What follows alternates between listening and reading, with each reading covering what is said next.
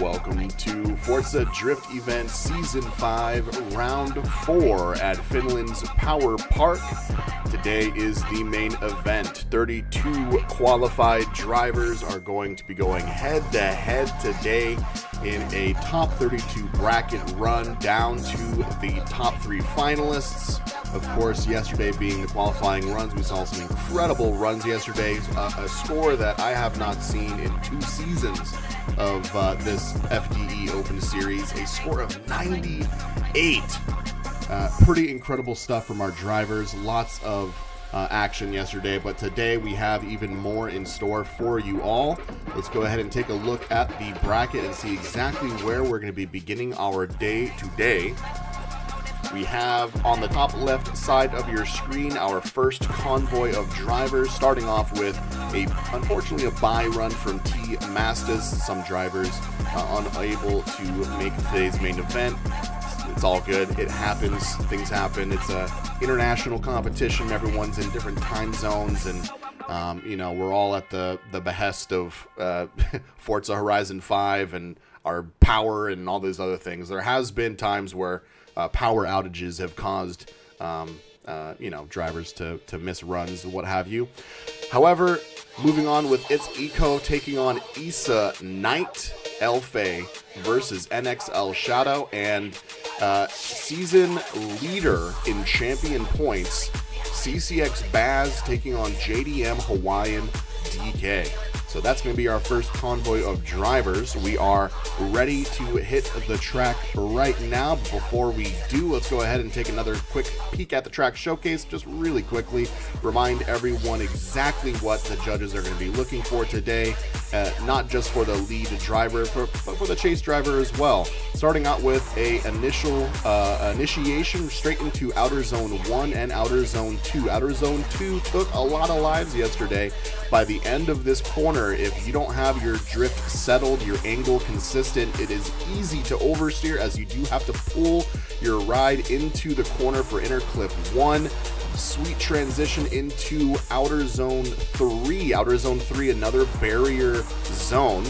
Transition here, late transitions into Outer Zone 4 definitely cause a lot of issues. A late transition sends you out too wide and causes issues for this Outer Zone 5. That another barrier zone coming in with OZ6.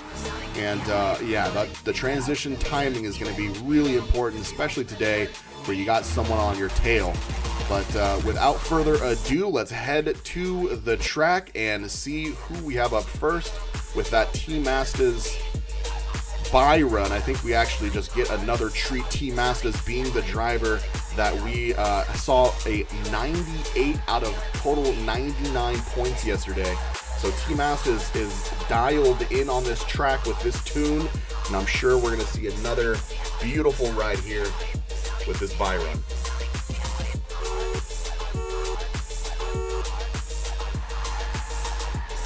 He knows all he's got to do is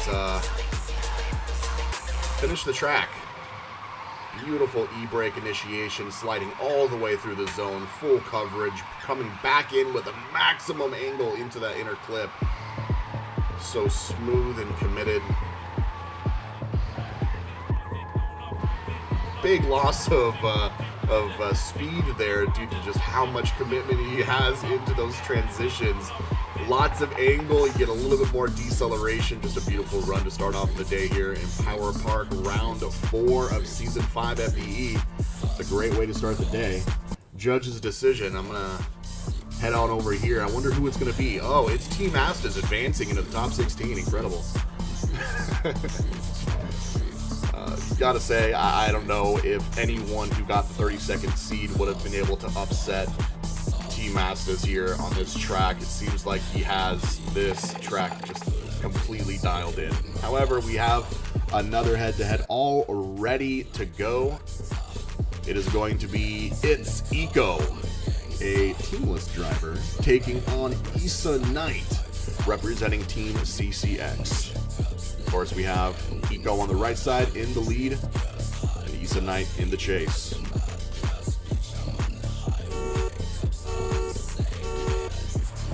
A little bit of a rolling start there. You see strategy already coming out.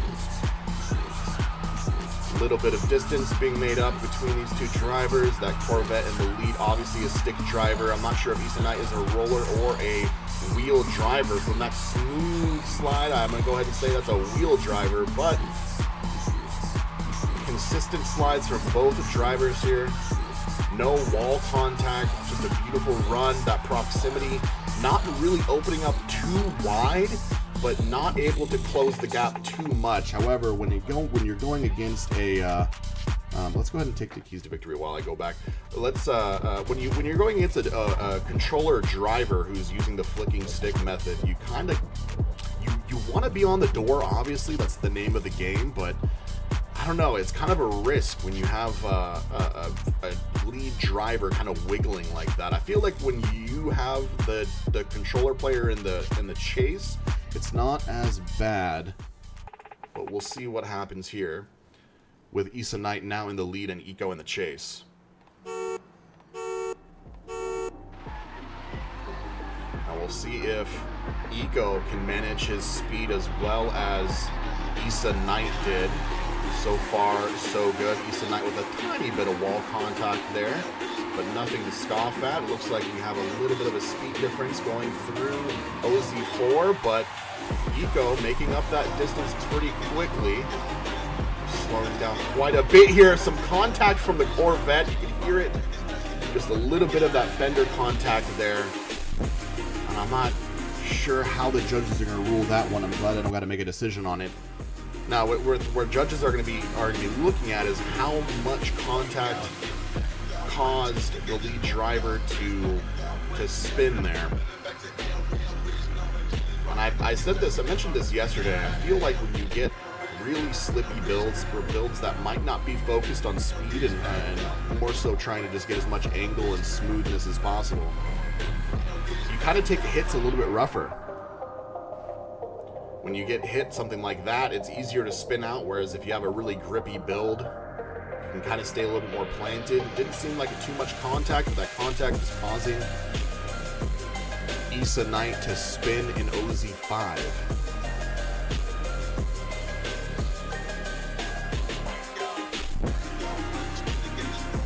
Knight. I mean, you know, you also have to look at what Issa Knight was doing in the zones before. There was a lot of deceleration after the OZ4 transition. So there's a transition before and after outer zone 4, and that transition after OZ4 caused Issa Knight to lose a lot of speed, slowing down a lot through the rest of the track. Might have actually caused him his tournament life. It's Eco with a triple judge advance into the top 16. Issa Knight put up a great score yesterday. I heard Issa Knight is a wheel driver that is actually having problems with his equipment, and I have a Thrustmaster direct drive T818 wheel, and when I drift, it disconnects.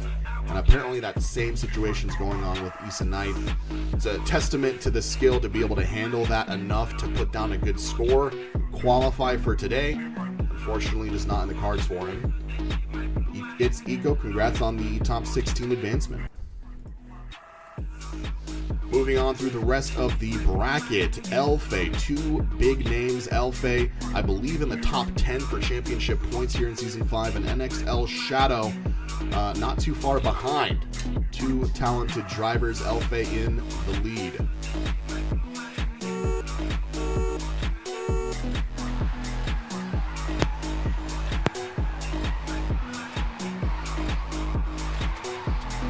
Big decision to go very close to the inside. That's going to cost them. I'm going to have to go ahead and go around for this lead driver and make sure they don't DNF through the rest of the course.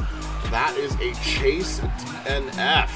Unfortunately, the initiation did not go their way. NXL Shadow unfortunately making an early mistake. Too tight to the inside, and as soon as that OZ2 came up, he tried to correct and turn into the zone. Just too much oversteer, and that's what you get.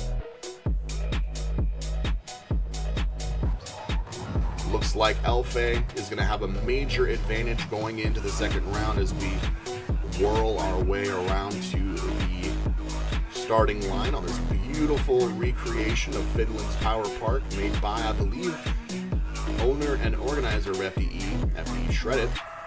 But here, anything can happen. You can't count out the DNF driver just yet. It's up to Elfe to continue cleanly through his chase run as well.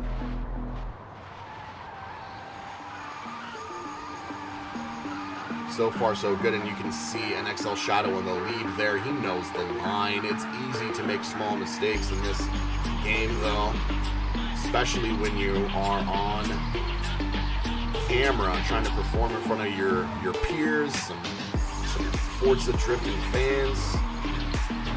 Ugh, it's not pretty, but it's complete. There's a little bit of contact there in OZ6, and that's going to probably be it. It looks like Elfe didn't DNF that chase, and with NXL Shadow a DNF on his chase, I think we can already kind of see where the judge's decision is going to be going. And again, another talented driver with an uncharacteristic mistake. It happens to them all. Elfe with a unanimous decision to head into the top 16.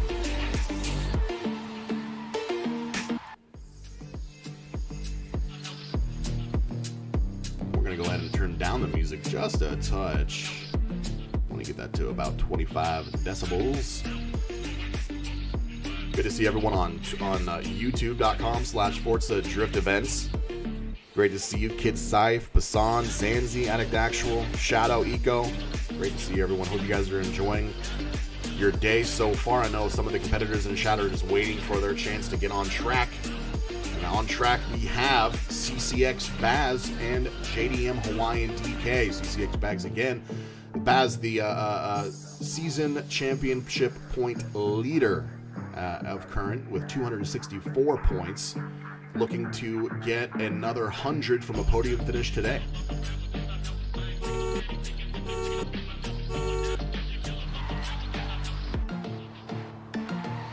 A little bit of an awkward start, but I'm going to say that's green, good to go. We have a little bit of a gap opening up here between these two drivers. I think Baz is going to have just that smooth style throughout the entire track. It's going to be really up to JDM Hawaiian DK to make up this space. It's going to be very difficult now as the track is coming to a close. JDM Hawaiian DK doing his best to put on his best performance possible, but that gap speaks for itself. The tunes just not able to be matched here. Obviously, Baz has this secret sauce that may just come in the form of experience. But if you guys know Baz like I do, CCX Baz is a community leader. He's all about sharing those secrets. They're not really trade secrets. It's just knowledge, baby. So if you're interested in getting some of that knowledge, hit him up. CCX is an open team, and they love having sessions daily, if not weekly. I know every time I've joined their sessions, I've learned something. Now, JDM Hawaiian DK has a much slower build, and that's going to cause a bit more slowdown than Baz was prepared for, but it looks like Baz is doing an incredible job here at making up for that little bit of wall contact early on. There was a spoiler from that S15 left on the track. Hawaiian DK is really putting in his all, but there might be a little bit of oversteer there, maybe corrected by Baz. I'm going to go ahead and say that was pretty clean all the way up to the end. I think Hawaiian DK got a little bit too slow there on OZ6 and kind of relied on a bit of bump there to finish that run. But hey, that the kind of S curve that you have to get into between OZ4, 5, and 6 can cause you to lose a lot more speed than you might think, than you might expect. Especially if you have a lot of angle through there, you're going to be gripping up a little bit and slowing down even more. But as you see on your screen, a unanimous decision for CCX Baz to continue his tournament life into the top 16. JDM Hawaiian DK putting up a great qualifying score, but when you're up against the best, you gotta bring the best, and unfortunately Hawaiian DK not able to do that today. Hopefully looking forward to another appearance in round 5. Great attempt. Gotta get those brake pads checked. Baz probably glazed up his brakes on turn 1 there. But as we continue, we actually have a top 8 battle. So both of these drivers making it into the top 16, now battling for a top 8 finish. Team Masters, the score of 98 yesterday during qualifying, shocking all of us. It's very rare to get a score that high. It's Eco kicking out Issa Knight earlier. It's going to be your first top 8 battle of the day. Now, Team Masters has so much steez. Easily one of the smoothest drivers on the course this weekend. Hats off to its ego for maintaining this proximity, not bashing into the lead driver. You see a lot of controller players in the chase trying to get onto the pocket, but end up kind of repeatedly bashing the lead driver. No such thing happening here. It's Eco with a respectable amount of distance away from the lead driver, putting up as much angle, but it's difficult to match the smoothness. The smoothness you get from wheel driving or from rolling your sticks, kind of unrivaled. Here we have a look at Team Masters' rolling start technique here.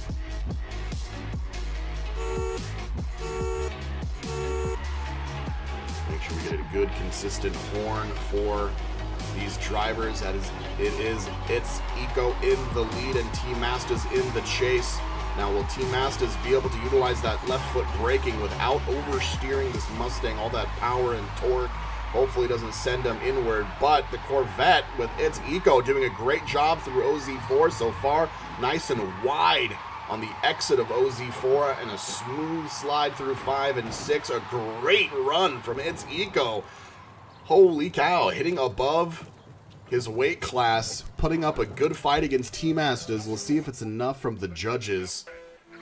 It would be a major upset. I'm going to go ahead and say that just based on the qualifying runs and the pedigree. It's Eco. I'm not sure if it's a name change from a previous driver, but Team Masters, it's a unanimous decision. Team Masters, the judges see what they want to see.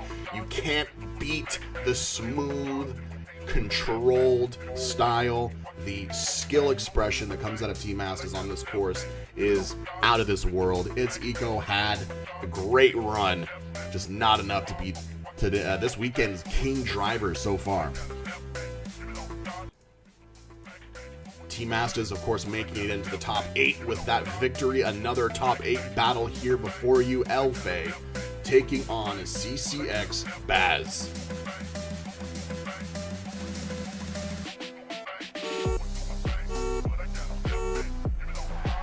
Baz in the chase, Elfe in the lead. Another similar to what we saw last round with Baz, a little bit of rear fender contact with the outer wall, but otherwise a flawless run here. No contact, great proximity through 5 and 6. CCX Baz getting on to that pocket, just into the pocket there for that last turn, really looking smooth. Let's see if I can actually get up here with these drivers and I don't get stuck. The Mercedes-Benz Semi camera car. Now we gotta get this big thing to turn around. It turns like a smart car. Who'd have thunk? All right. CCX Baz now in the lead, free to do his thing. Elfe with a great lead run on that last go. We'll see if Baz can match it.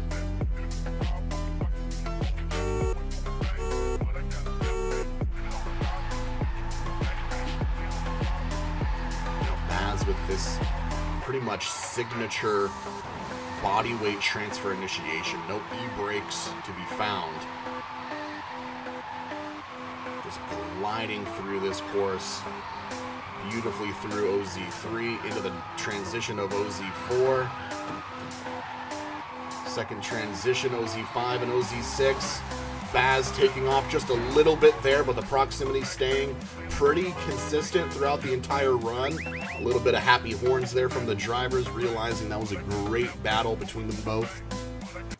Now it's all up to the judges. The devils and the details, and the judges got the YouTube rewind to make sure they catch all of them. Good to see you, Bubba.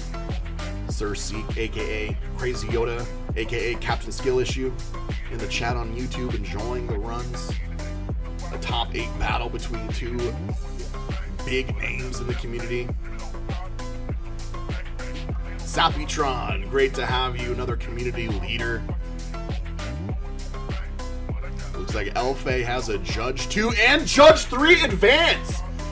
Okay, that is surprising. It is rare to see Baz get pushed out of the top 8. Baz finishing his round 4 life in the top 16. Elfe kicking out the season championship point leader. Elfe with an advance into the top 8. Holy cow. I'm going to have to take a look at the top 32 bracket and see if we have another. I believe we might have one more. We have a top 4 battle coming up next, but Elfe taking out NXL Shadow and CCX Baz to find himself in the top 8. You see Team Ass is up there with a bye run, taking out It's Eco with a really sweet run from It's Eco, but Team Ass just seems unbeatable this weekend, and we'll see if Elfe can have a twice as right battle against two huge names. Maybe Elfe is the sleeper cell being activated this weekend. We'll see. We have on the track Team Astas and Elfe on one hell of a streak here for both drivers. Team Astas in the lead, Elfe in the chase.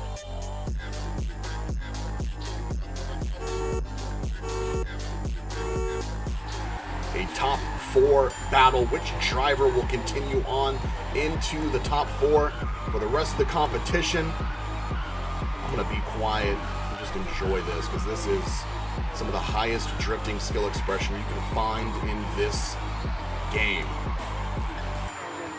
I want to make sure I don't mess it up with the camera car. I'm trying to make sure we get all the action here. There's a little bit of contact there on OZ4. Beautiful angle, settling into the wall for OZ5 and 6. So good to watch. The proximity is so close. Both drivers really have more understanding of the track than I do, because I just hit an invisible wall. I'm going to go around the safe way. Either way, incredible run from T-Masters there. Obviously, he knows the line. He's going to put up a great lead run. It's up to Elfe really there to keep up the proximity and match those transitions. We have now Elfe in the lead and T-Masters in the chase. A little bit of contact on that last run. We'll see if we see more contact here. Nothing too egregious, just some normal trading of paints, if you will. We have the initiation is usually where you find, coming up to that rear fender. T-Masters getting so close on that drift, giving some respectful space for this transition into the backside of OZ4. So dang close. Lots of contact there on that last little bit of OZ6, but a great run nonetheless. I got very close there. I do not believe I touched T-Masters at all. But T-Masters, it was interesting. I don't know if it was T-Masters nudges or if it was Elfe's grip level there, but Elfe just straightening out just ever so slightly at that last OZ6. The last part of OZ6 might be where the difference is held. I'm glad we got a good perspective on that. An incredible head-to-head between two on-fire drivers here.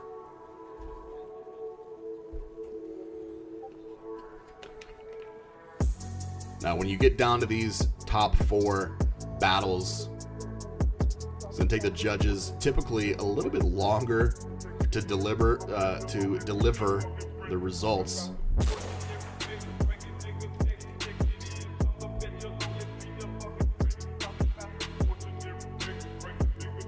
Who do you guys think took it? First corner seems closer than yesterday. GG. I'm telling you that the initiation, especially when you're on the chase, the initiation into OZ1 and then OZ2 is difficult to get.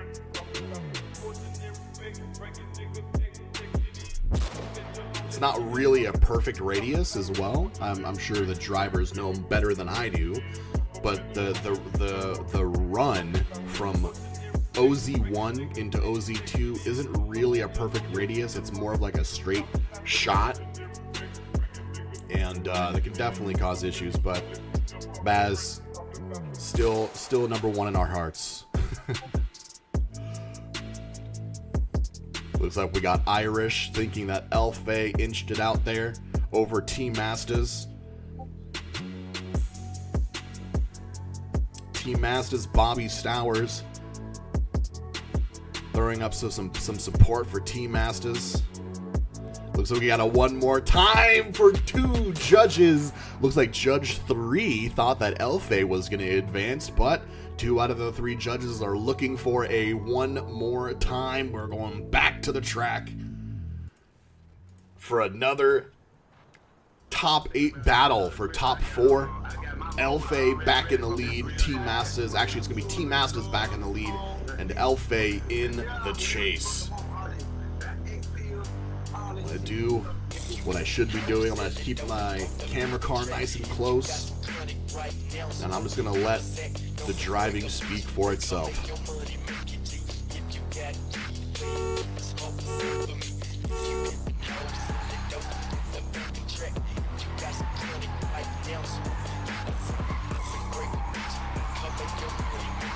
Oh my goodness, that proximity is so dang close.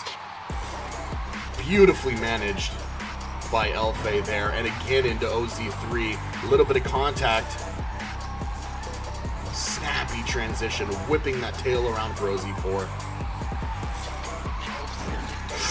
A little bit of contact there into the ass end of OZ6. Elfe just touching the door of that long wheelbase Mustang, causing T-Masters to almost oversteer, but obviously still maintaining control. T-Masters has magic hands this weekend.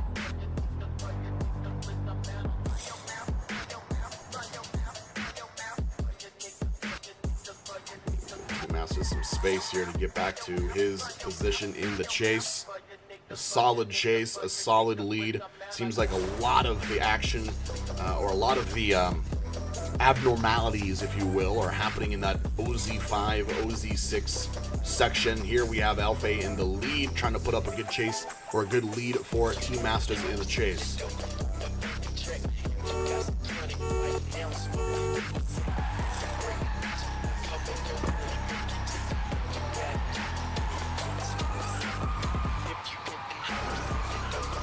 More contact there in OZ2 for lead driver Elfe. Team Masters matching that beautiful proximity we saw on Elfe's chase. See how he settles into OZ5 and OZ6. Both drivers sending it with as much angle as they possibly can. Fantastic one more time from two extremely talented drivers who are locked in at Power Park.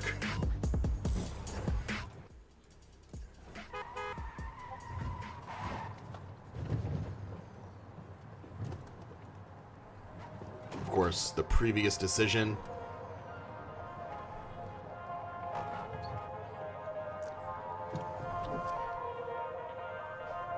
Yeah, sometimes you just got to go for it one more time, and I got to be honest with you. Whether I'm a fan watching on youtube.com/Forza Drift events or getting to enjoy the action from the camera car here, a one more time, in my opinion, is just the cherry on top. You know what I'm saying? You love to see these head-to-heads, extremely talented drivers here in Forza, and seeing them battle it head-to-head for one more time is just a treat.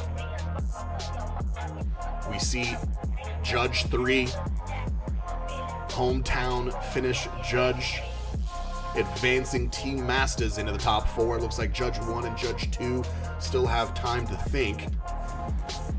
But so far, Team Masters obviously doing something better, doing something to show the Judge 3 that Elfe needs to sit this top 4 out, and Team Masters deserves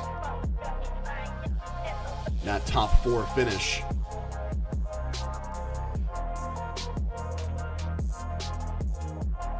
Elfe there in the chat on YouTube. GG's, gave it all I had. It is a pleasure. You have had a sick run today, Elfe. From the top 16 battle down to the top 4 battle.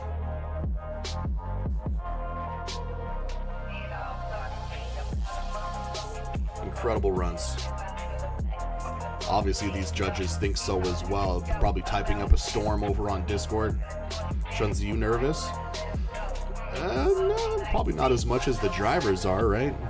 I'm nervous because I want to do a good job here. I want to make sure you guys have a great perspective. And I thought this track was in Indiana. No, man, this track is in Finland. Finland Power Park. Ooh, here we go. Judge 1, Judge 3 advance for Team Masters into the top 4. Elfe perhaps wishing that he had done just one more tire better in that first run. We saw Judge 3 swing his way before the one more time, but the one more time speaks the truth.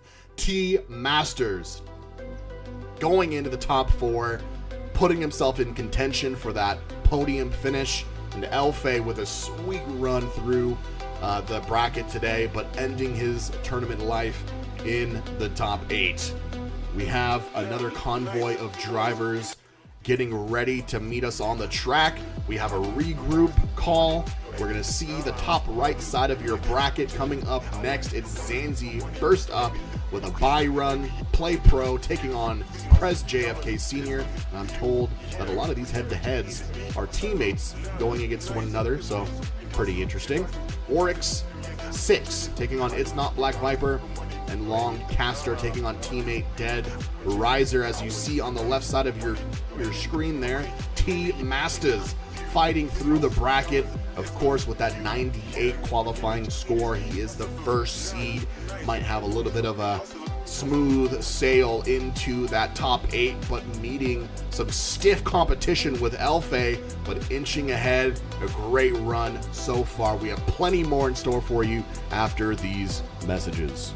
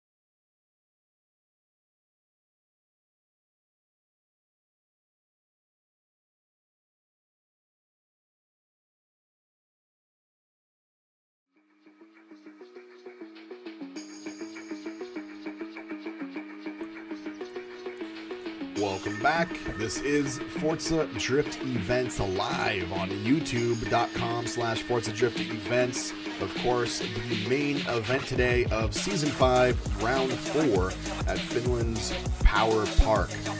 So far, going through a part of the bracket. Let's go ahead and take a look as we are still getting our drivers corralled into a convoy.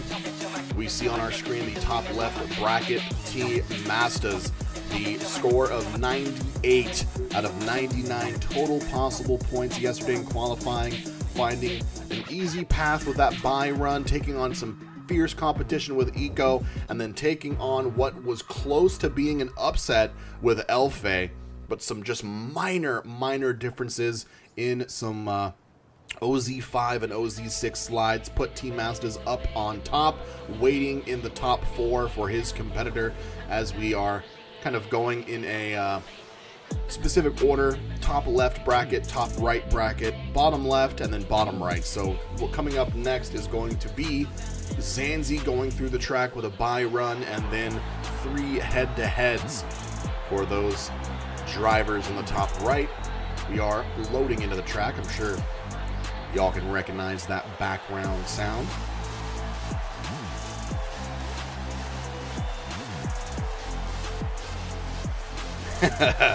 Got some fans of Zanzi hoping for another, looking for a three-peat. That is true. Zanzi, the round 2 and round 3 gold medalist, followed closely behind by CCX Baz.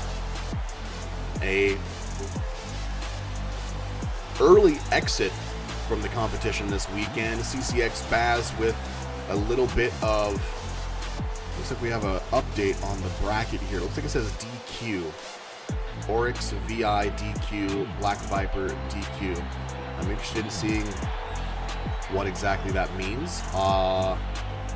Do you have any insight on that? We have Born Sideways, FDE staff, and Judge in the panel with me.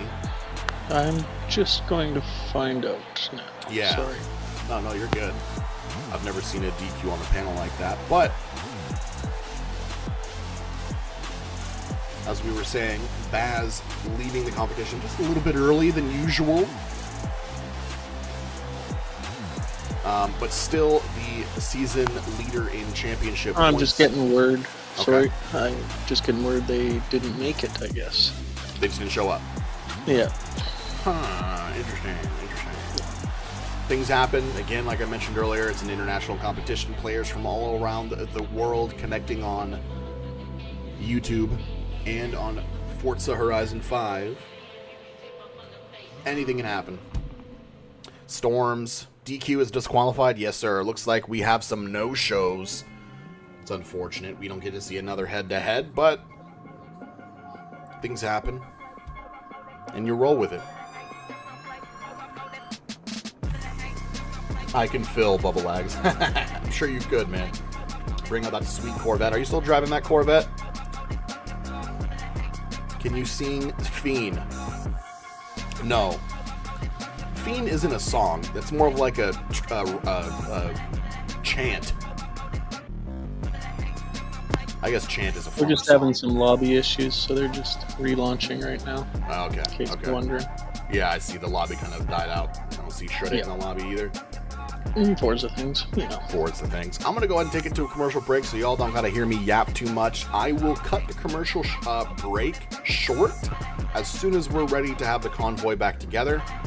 Don't go anywhere. Apologies for these technical difficulties, but bear with us. We'll be right back.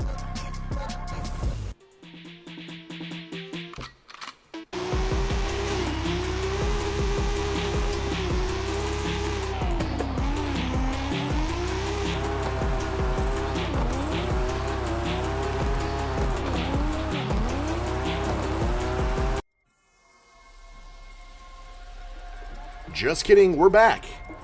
Apparently the only driver that got DC'd was Shreddit, and since Shreddit is just organizing the convoys of drivers and not actually competing, we can just continue on with our convoy here. So I believe first up it's still going to be Zanzi with that bye run. See if I can squeeze this behemoth behemoth between those two tiny bulls there. We have Zanzi on the line warming up his tires. And I think we're ready to go. So I got a thumbs up from the organizers. Shred it. We're going to get to see Zanzi take this Mark V through the track with a bye run.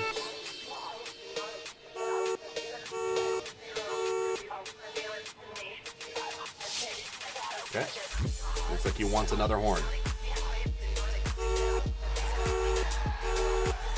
All right. I think he's messing with me a little bit. That's okay. Oh, okay. Now we're rewinding. Something's happening. I'm gonna just rewind back in. Man, those cars look good, don't they? Zanzi seems to have disappeared. Looks like the other two drivers are backing up. I think Zanzi might have accidentally clicked the rewind button or something. What's going on here? I'll wait right here. It should be Zanzi going through the track. A bye run isn't just for free. You do have to get through the track.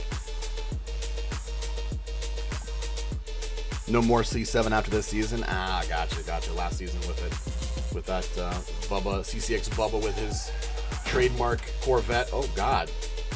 Making a little bit of contact with the camera car. Zanzi is on one right now. Let's see if he can make it through the track without any issue. Okay. Something is really wrong. Zanzi can't hear the horn. Okay. That's not good. But thankfully it maybe won't matter. I know it's a setting that you can get into the audio settings, but Forza just loves to throw random issues, technical issues at us sometimes.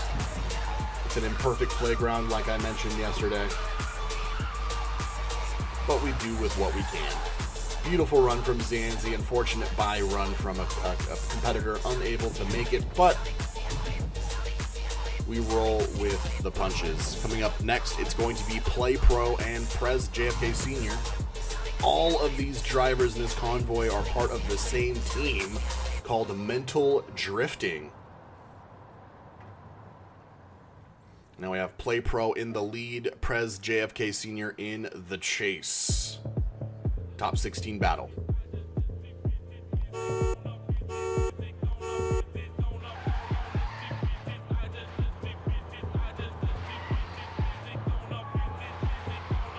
Got a bit of a shallow entry into OZ2. You can see Prez JFK making a few corrections there to make sure he doesn't oversteer. Great proximity handling from JFK here. Play Pro making a little bit of a gap between these drivers in OZ4. We'll see if this transition to OZ5, OZ6 can close back up, and JFK is indeed closing back up. Perhaps with a little bit of angle sack being sacrificed there, but solid slides nonetheless. Play Pro with a great lead run there.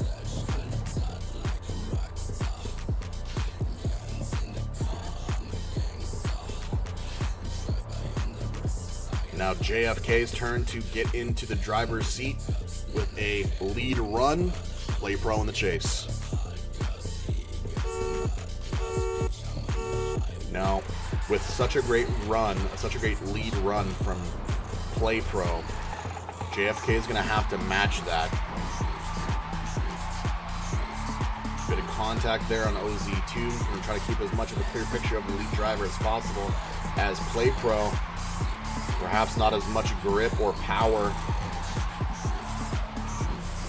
with a bit more proximity being opened up and kept open throughout the entire track. JFK with a great lead run as well, and Play Pro starting with that initiation, having a little bit of a gap open up and just not able to close it back up. Nothing egregious, but definitely a noticeable gap between these drivers on that last run there. Good leads all around though.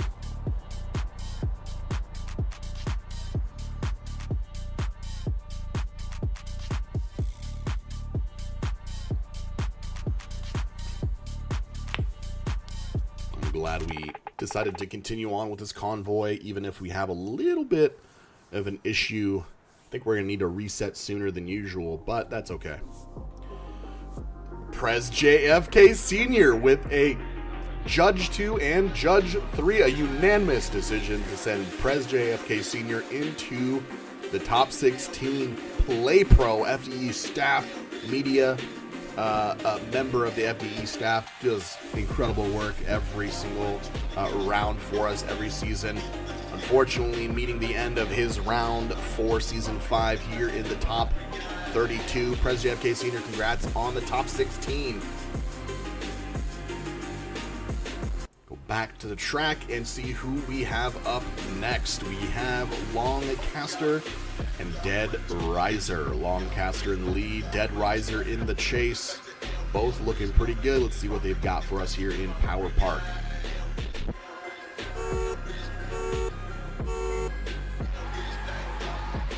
Thankfully, we have everyone hearing the horns this time around. Got 240 up there losing their wing on OZ2. Lots of angle here from the chase driver, Dead Riser. Unfortunately, all that angle kind of going to waste, as causing a lot of issue to try to catch back up. Dead Riser just unfortunately unable to keep control of the car. As soon as he saw that gap open up, perhaps a little bit of panic, trying to catch up to the lead driver, causing them to go through too much angle. You saw on the exit of OZ2, Dead Riser just putting so much angle on it before he hit the transition, causing him to slow down quite a bit and that gap to just open up. Hopefully we can see a good lead from Dead Riser here and just make it all on Longcaster. Hopefully,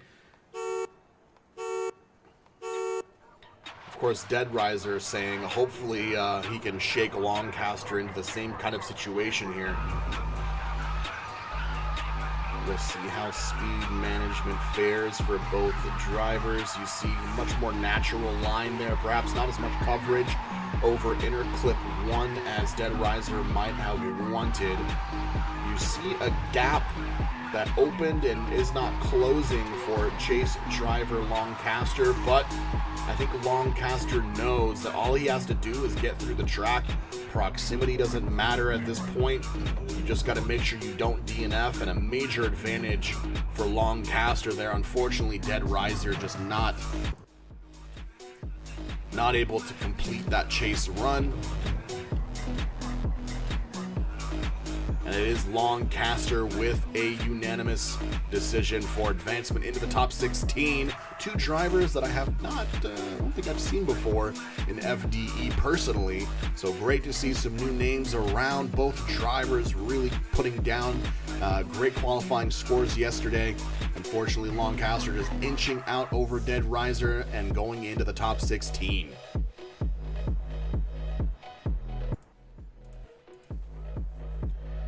Now we have a top 8 battle between Zanzi and Prez JFK Sr. A bye run for Zanzi and Prez JFK Sr. knocking out a driver for some reason my brain can't remember.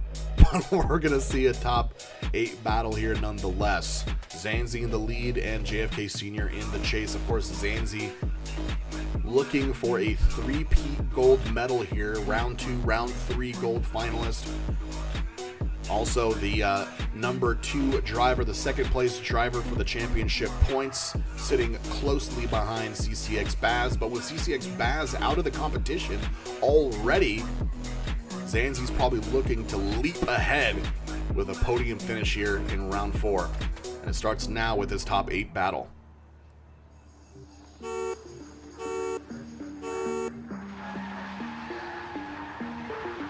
That's right, it was Play Pro, my bad. You know Zanzi's going to put up a good run. He's going to be all up to JFK to try his best.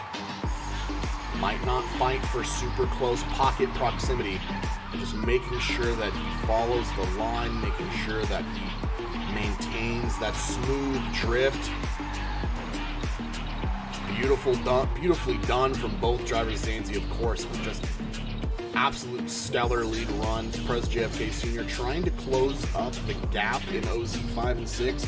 Looked like he was managing to do it, but when that OZ6 wall came out, it looked like it kind of maybe spooked him a little bit. He pulled off in that last second, but a great chase run either way. Now it's up to Zanzi to put his chase run up. Can Prez JFK Sr. hold tight in the lead?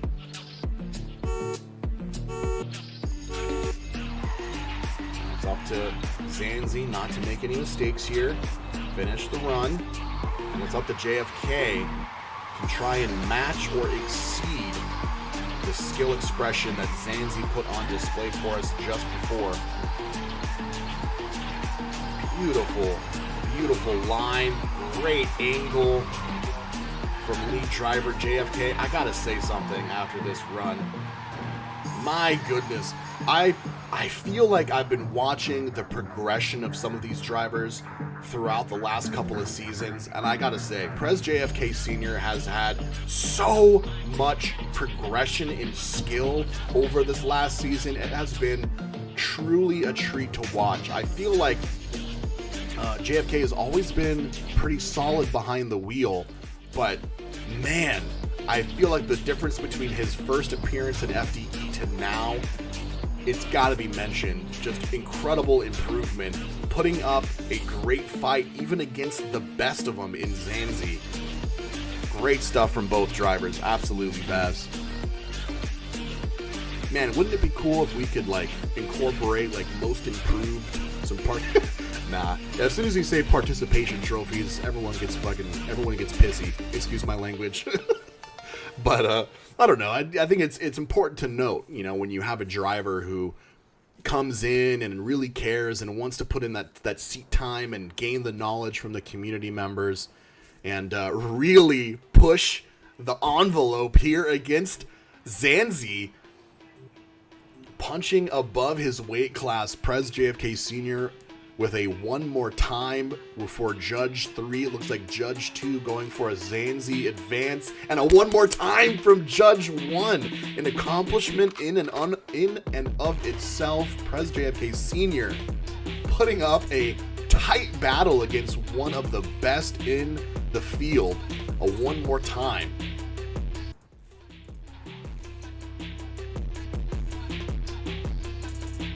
We're going to see Zanzi back in the lead and Prez JFK Sr. in the chase. A sweet head-to-head battle, only getting sweeter. We'll see if Zanzi pulls out anything stellar, anything different, or if JFK is going to be able to pull that proximity a little bit tighter.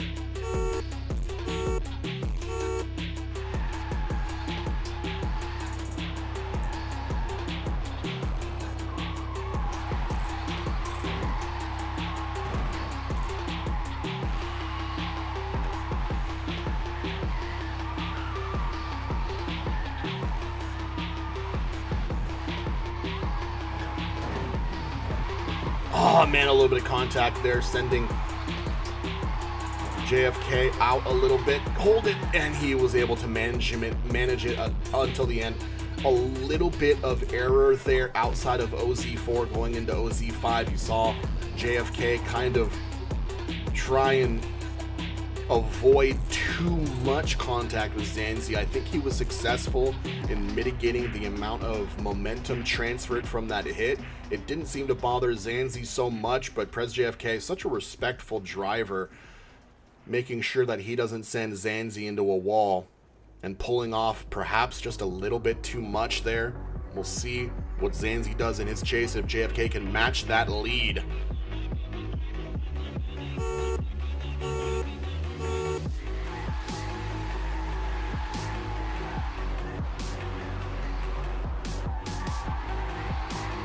Great initiation, so close to the wall. Little bit of rear end issue there from OZ2, Prez JFK Sr. A wall tap with the rear end, sending him straight and into Zanzi's front end. Zanzi trying to get, that may have been 3 tires off for sure too. Whoa, whoa, whoa. One more time met with a lot more going on here. We're going to send it straight to the judges panel. I'm going to try to think of exactly what we just saw there. Now, OZ2 was a minor mistake. It looked like Zanzi was thinking about giving up. Or just maybe perhaps a little bit confused and trying to regather himself. But putting tires back on the track, getting back into a slide to meet up back up with Prez JFK Sr., but with the extra speed that Zanzi had trying to catch up, put him into the dirt after OZ4 on that wide curve into OZ5. Now, it's going to be down to how many tires Zanzi got off track. If Zanzi put 2 tires off track, it's still a valid run, and it comes down to the difference in lead perhaps. But if Zanzi had 3 tires off there after OZ4, Zanzi might actually be sent home, which there has been a Goliath sent home already. This might be the weekend of giant killing drivers, if you will. Of Davids coming out swinging. It was at least 2 tires. We saw 2 tire tracks back on the end of OZ4. Of course, our judges utilizing the power of YouTube to have a live rewind feature. Make sure they try to get as much information on what took place there. Now, when it comes to the lead drive, I saw Zanzi didn't really make a mistake on his lead. Looked pretty textbook, robotic as usual. But the lead from JFK on that second run had an issue in OZ2. Now, if Zanzi, it's interesting because Zanzi made a second mistake, but it was only because he was sent straight. The amount of contact that JFK made with Zanzi in OZ2 caused Zanzi to go straight. Now, when Zanzi went straight, JFK kind of got back into his drift and kept going. So did Zanzi, but that gap opened up, and Zanzi was trying to make up that space with a little bit extra speed and just wasn't prepared for the amount of grip he'd have lost into the OZ4 exit. Now, Crazy Yoda, I wouldn't mind a one more time, but of course, our judges are going by the book. The rule book dictates certain things. We're going to make sure that it's as fair as possible and that there's solid reasoning behind these decisions.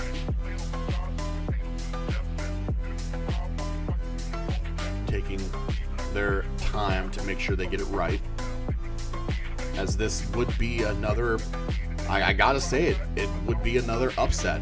Zanzi and it's the same thing with Baz. I don't want to keep harping on it and make him feel bad or anything, but you know, it's easy. It's an easy bet. It's easy to bet your money that drivers like Baz and Zanzi would make it into the top 8. Okay. And if you get these drivers getting out in the top 16, I don't know. Definitely a little bit of an upset there for Baz. We could see a second upset here for Zanzi. Literally the 2 leaders in the championship points meeting stiff competition here in round 4 at Power Park. Looks like we have a Judge 3 advanced for Zanzi. But I'm definitely going to need some insight from the judges panel because it is indeed a Zanzi advance. Okay, so Born Sideways is on the panel with me as our Canadian judge number 2. What happened? What led to that decision? Yeah, we had to deliberate a little bit on that one. Good. Because Zan's near the end of his chase run, he was 2 tires off and all that, but we can't discount the first or the second zone there on the wall. Yep. Where Prez tapped the wall and Forza did its thing and grabbed him, stopped him basically. And basically at that point that run was over because it caused double DNFs. So Had to give it to Zan. So the DNF took place in OZ2. So what we saw after OZ4 with the 2 tires off is null and void because the round was declared over at the OZ2 DNF. You betcha. There it is. You heard it from the judges. It's unfortunate, but we had to go with that way because there's really no way around that hit. Nope. All right. It is not an upset. It is a Zanzi progression into the top 8. I don't know what's going on with the panel here, but let's go ahead and take a look at the bracket and make sure we get our bearings back. A one more time snafu from Zanzi and Prez JFK Sr. Prez JFK Sr., I just want to say it's been a pleasure watching you drive and improve over this season. Incredible to watch you fight so hard against someone who is potentially a crowd favorite, a league elite driver. Well done. Small mistakes get us all, and yeah, great attempt there. But Zanzi making it into the top 8, awaiting his competitor. I believe this is going to be a Lancaster buy run. As you can see on your screen, we have 2 disqualified drivers who just unfortunately could not show up today.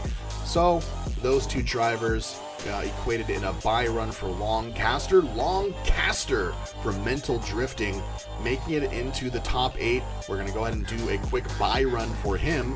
We'll take it back to the track and watch Lancaster take us through the course in this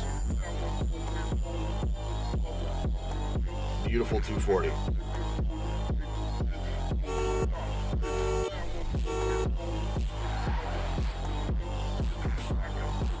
It's great to have a quick explanation. Appreciate that, Born Sideways.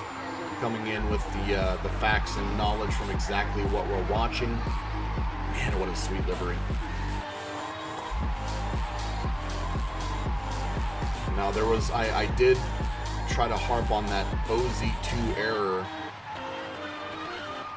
It's an easy error to make, and unfortunately Forza is not equal in the way it distributes or it applies its physics all the time.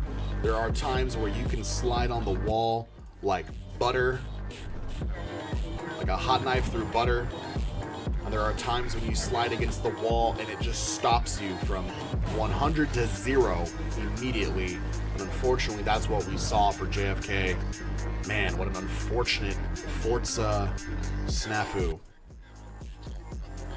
Either way, a buy run gone by is now meeting with Zanzi in the lead and Lancaster in the chase. A top 4 battle.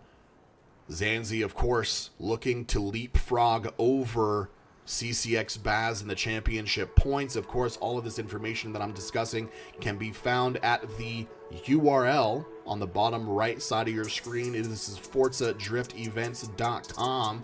Go check out the season standings and the previous finalists, the previous podiums. It all creates a pretty compelling and incredible story for these drivers here on Forza who love the game and are gracing us with their incredible slides here in round 4, as we have Zanzi looking for that top 4 position and Lancaster looking to kick him out.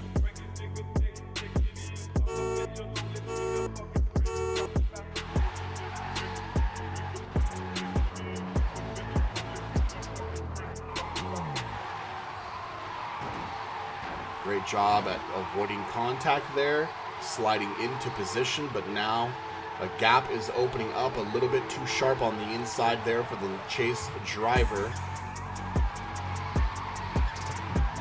Lancaster doing what he can to try and close up that proximity and doing a good job, but you start getting a little bit jerky with your inputs trying to catch up, and Zanzi is just going to be so smooth. It's difficult to same thing with Baz. You know, it really comes down to how many errors do they prevent, how many errors do they make, because when they're locked in, when they're dialed in, it's really difficult to make up any sort of proximity with these kinds of drivers. But we have Zanzi in the chase now with what is now kind of a worn and torn Mark V. We have Lancaster in the lead.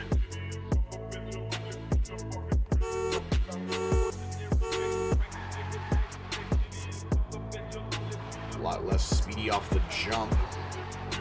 Lancaster with a little bit less power, perhaps. Zanzi doing a great job with proximity through OZ2. Beautifully done. Oh my god, the proximity is so consistent through OZ3 as well. Little bit of contact there, sending Lancaster into the correct line, actually. Perhaps a little bit shallow, that contact. Really not amounting to too much there. Zanzi with incredible proximity on lead driver there. But kudos to the lead driver, Lancaster, for putting up a sweet line.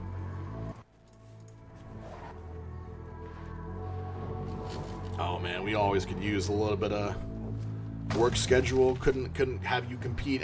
We miss you. Always great to have Rango around. Representing the Volvo crew, the 242 Turbo, but it is a Zanzi unanimous decision to advance into the top 4. The plan is working out so far. A little bit of heat under the collar for Zanzi with that JFK head-to-head.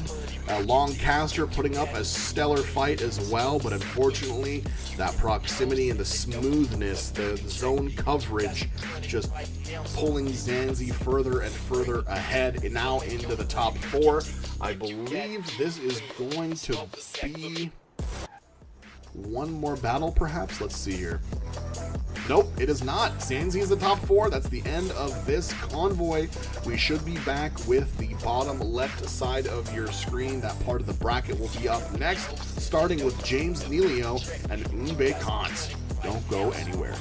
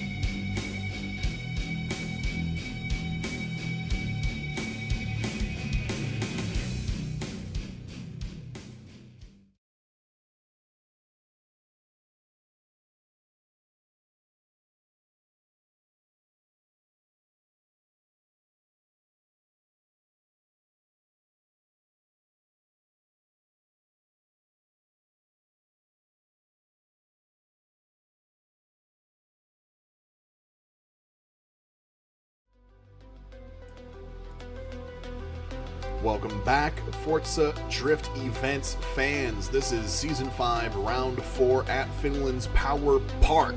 Before you, your main event 32 driver bracket. So far, we've seen Team Masters fly through the bracket, taking on some stiff competition. And I will say, even though Team Masters made it through, it was pretty close there, especially with driver Elfan. The same can be said for our other top 4 finalists so far, Zanzi. Zanzi almost met the end of his round 4 tournament life against JFK Senior and Longcaster for that matter, but coming down to a really tight decision in a one more time for the Prez JFK Senior and Zanzi head-to-head. The theme of the weekend, in my opinion, is the David versus Goliath kind of story going on. Some of these drivers who have been with us and practicing and improving are starting to contend with the top of the pack. You love to see it, and it's definitely making for an exciting weekend here, especially after such a long break.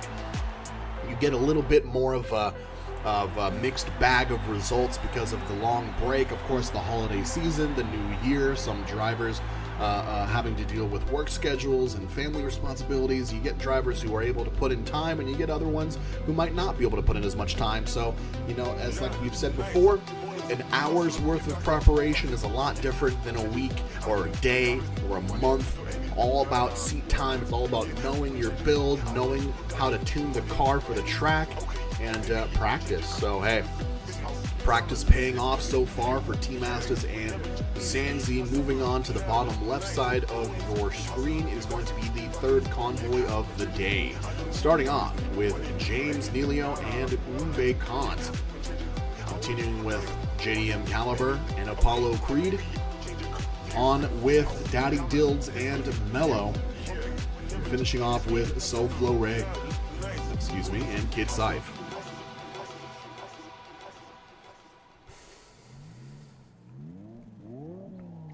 This weekend has been incredible. Yeah, everyone's doing really, really well. It's really great to watch, honestly. We are loading into the track. Thank you guys for joining us on youtube.com/Forza Drift Events. We appreciate all the love you guys give us. Make sure you guys are subscribing, liking the live streams, and checking out our other content, as well as our website, ForzaDriftEvents.com. We're going to take this little cruise together down to the track starting point. You can see the beautiful scenery in the background. The trademark roller coaster for this finished track. A love letter by local Finn, owner and organizer of FDE as well. FDE Shredded. See if I can make this corner without touching the walls, and we're good. No tire or wheel rash to be found. And up first, we have James Neilio in the lead and Unbe Kant in the chase. Top 16 battle.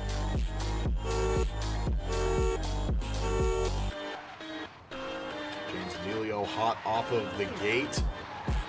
Unbe Kant. Remember Unbe Kant yesterday having some issues with the grip levels, and perhaps a little bit of tuning might have suited him well. You see the same kind of so he settles into a drift nicely. When it comes to the transition, the car just wants to grip up. Oh, that's gonna be a DNF for the lead driver, James Neilio. What just happened? I was trying to make sure I wasn't tapping Unbe Kant there in the chase, but with Unbe Kant finishing his chase run, James Neilio DNFs his lead run. That means if Unbe Kant manages, I'm not even sure. If Unbe Kant manages to complete his lead run, we might see another upset this weekend in Power Park. Unbe Kant now in the lead.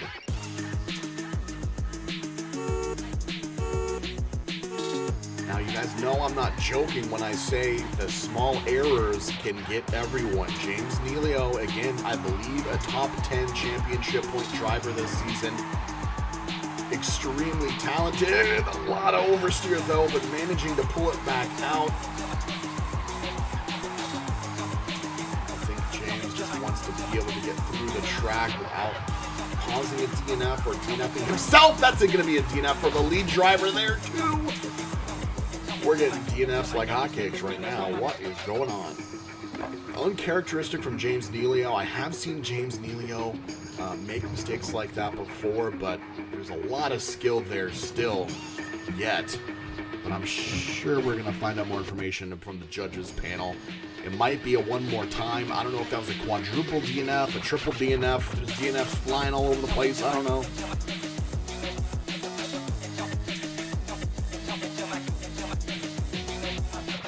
I assume it's going to be a one more time. I'm not even sure how to judge that. Even from my comfy passenger seat here. My tires slid out.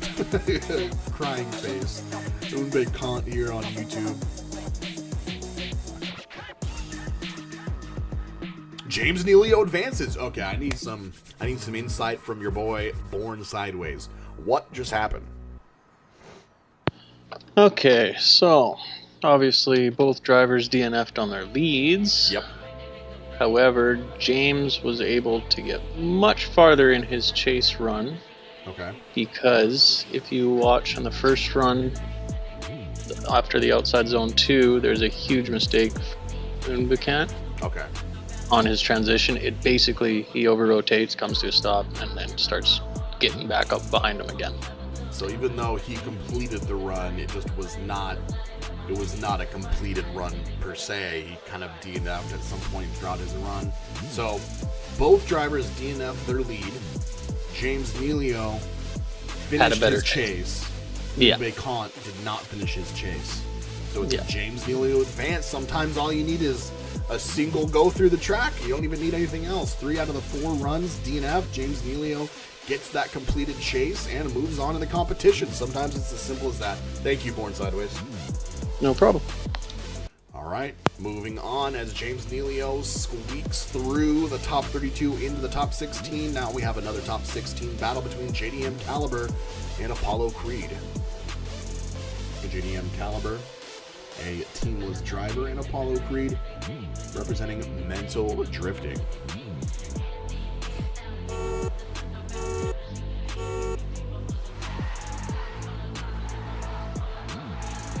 Very rare to see a Camaro in these competitions.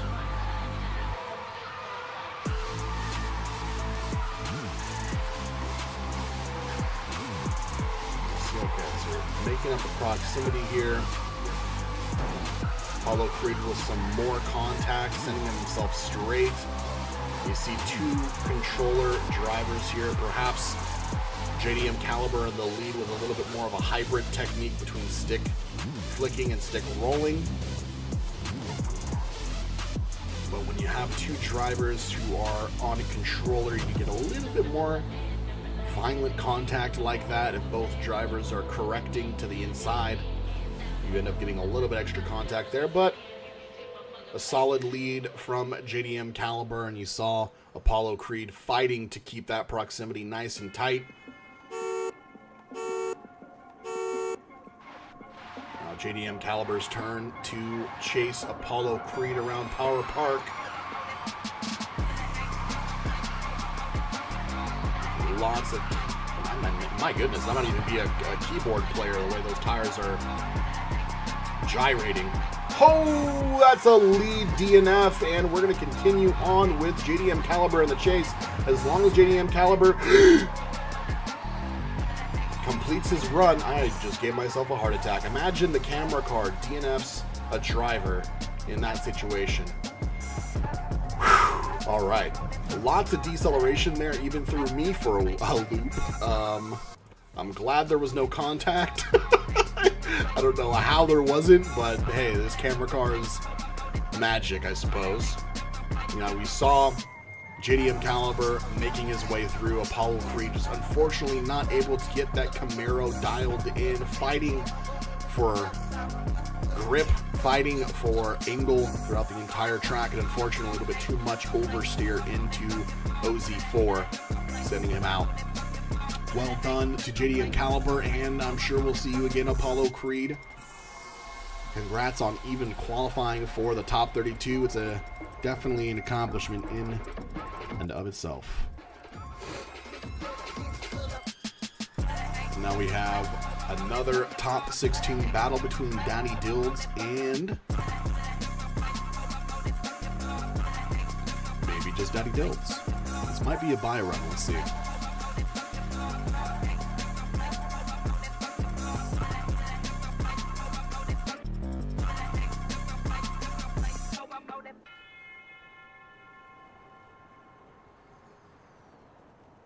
Love to see the camaraderie in the chat.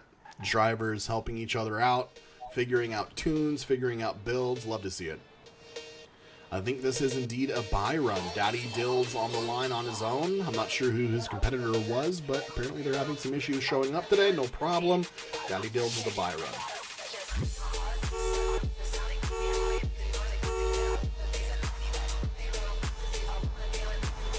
Daddy Dills going for that beautiful, long wheelbase, high torque Mustang build that all of us love so much. I'm sure that most people love these Mustangs. Going through the track in one piece, smoothly, calmly. It's just another Sunday drive for Daddy Dills. A little bit of contact there with the angle correction, but absolutely great to watch. Now, should see an actual head-to-head here. Coming up next, we'll see if it updates. It does. SoFlo Ray with Envious Drift Mafia and Kid Syfe with D-Gen.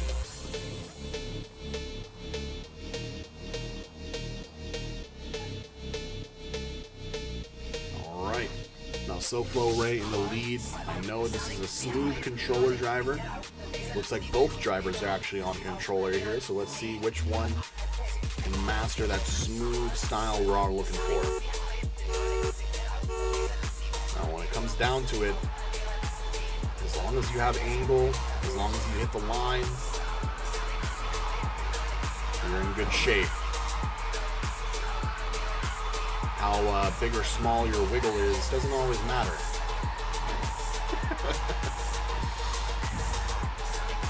Wiggling their way through the track. A little bit of contact here and there, but settled into the drift. Both drivers, Kid Syfe with really close proximity throughout the entire run, especially in OZ5 and OZ6. SoFlo Ray with a great line through the track. Both drivers finishing their respective runs. Now we switch it up. See SoFlo Ray in the chase and Kid Syfe in the lead. Both cars seem to have a similar amount of grip and power, so not too much of a gap in terms of speed.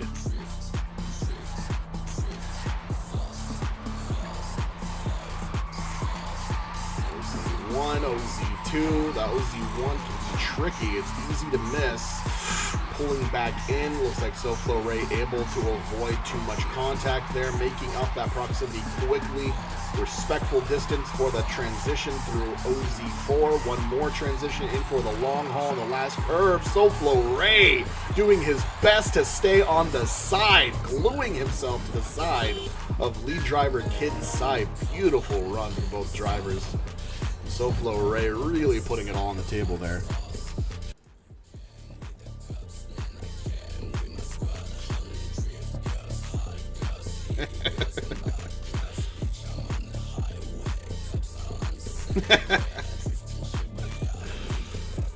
Glad you guys are enjoying yourselves over on youtube.com/Forza Drift Events.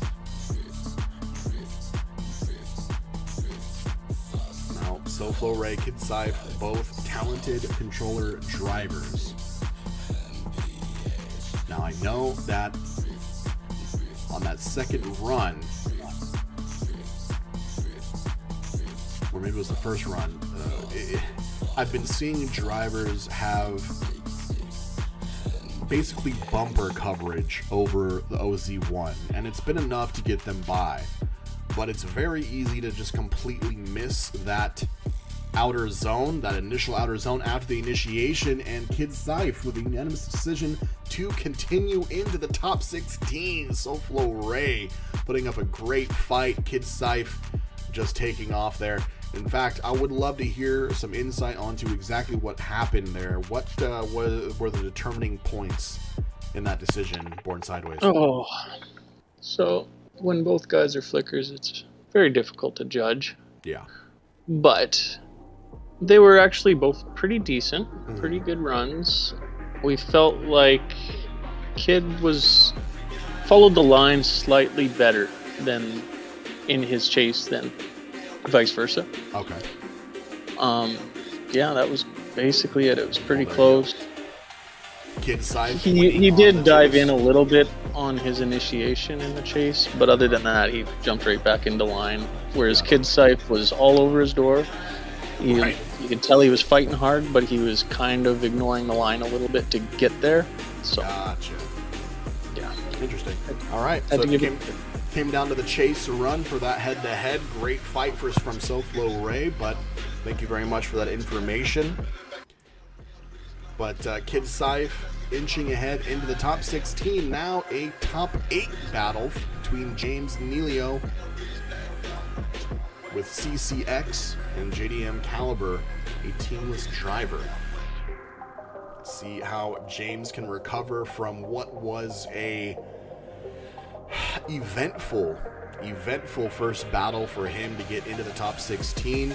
Lots of DNFs, but we'll see him here now with JDM Caliber, see if he can tighten up his slides and see if he can find himself through without any DNFs. And I know for James Nealio, that shouldn't be too tall of a task. Anything can happen though. And be up to JDM Caliber. Ooh, you see those front tires with the hyper wiggle, and you get really close into proximity there. You see very, very small adjustments. JDM Caliber has this technique pretty dialed in. This is very impressive from a controller driver, kind of diving into the door of lead driver James Nealio there in OZ6. James Nealio with a beautiful lead run. We all know James can throw down.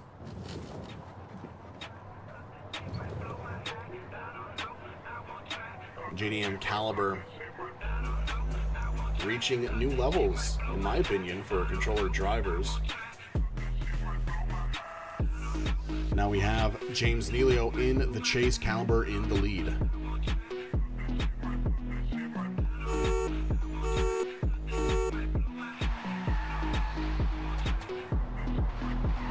A lot of these are going to come down to zone coverage. You got to make sure when you're in the chase that you're fighting for proximity, but you're not missing zones. Oh my God, an early statement from James Nealio with an initiation OZ1, OZ2 run. Little bits of contact here and there, but not much momentum transfer at all. James just gluing himself to the side of the car. This is skill expression at its finest. You can see a lot of sounds, a lot of bumper carnage there, but nothing really enough to send either driver off course. JDM Caliber putting up a solid lead run there, but James Nealio with just an incredible chase.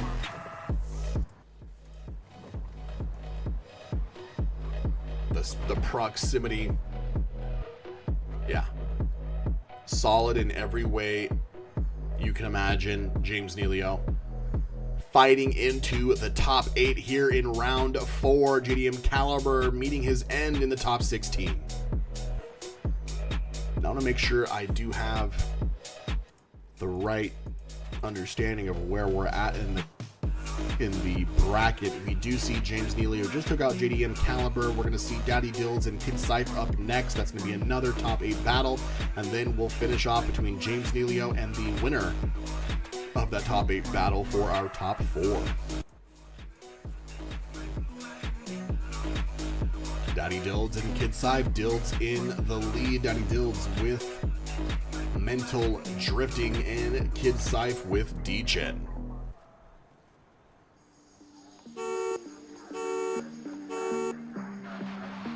Hello everyone on YouTube, perhaps Irish's mom. We love moms in FDE, don't we?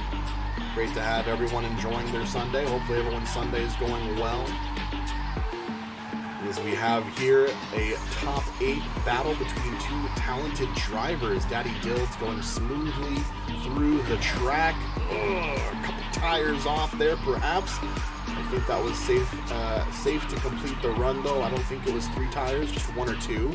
So definitely going to be some points off there for Daddy Dilds in the lead. Kid Sive doing his best with proximity, making sure he finishes the run without too much contact. Perhaps playing it a little bit safe on the chase.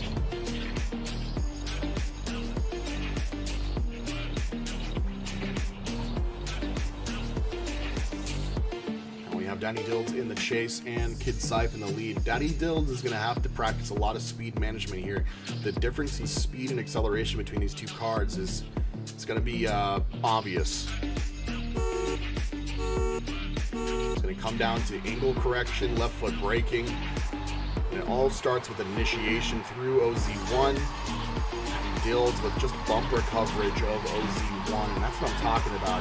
You've got to be careful, drivers, with where you're putting yourself in that initiation OZ1 situation. You can see Daddy Dilds definitely utilizing a lot of left foot braking, some contact there through OZ5, some more in OZ6. Daddy Dilds trying to catch up, but perhaps not able to match the angle just right there in OZ6. A little bit of door touch in there, but a completed run from both drivers. I'm glad I don't have to judge that one. Very close. A lot of the time when I'm chasing these drivers, I just gotta make sure I'm not slapping walls or bumpers, but it looks like the judges agree. It is a Daddy Dilds advance into the top 8.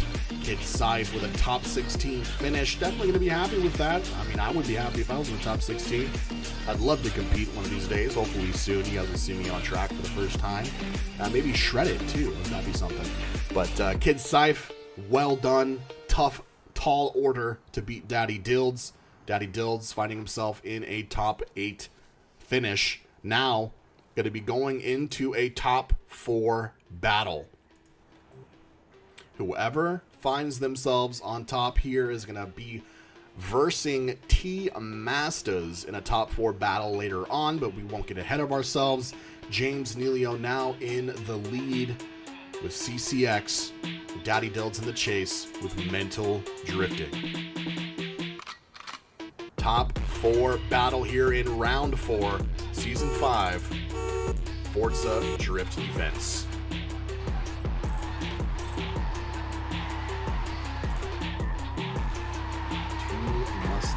Going side to side here. James Neelio.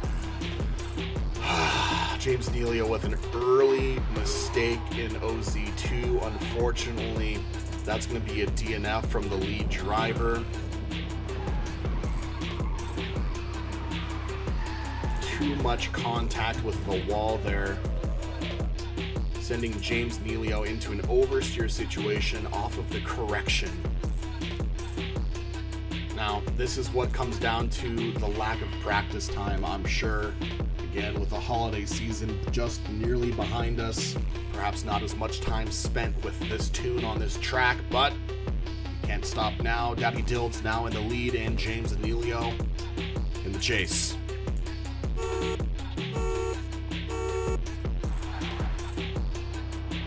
We'll see. James Neelio can put up beautiful runs.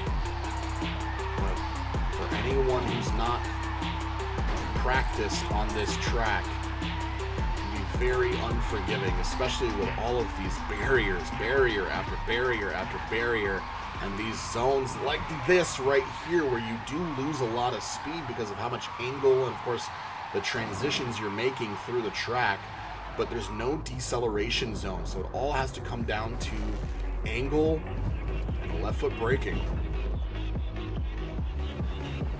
Well, not necessarily left foot braking, but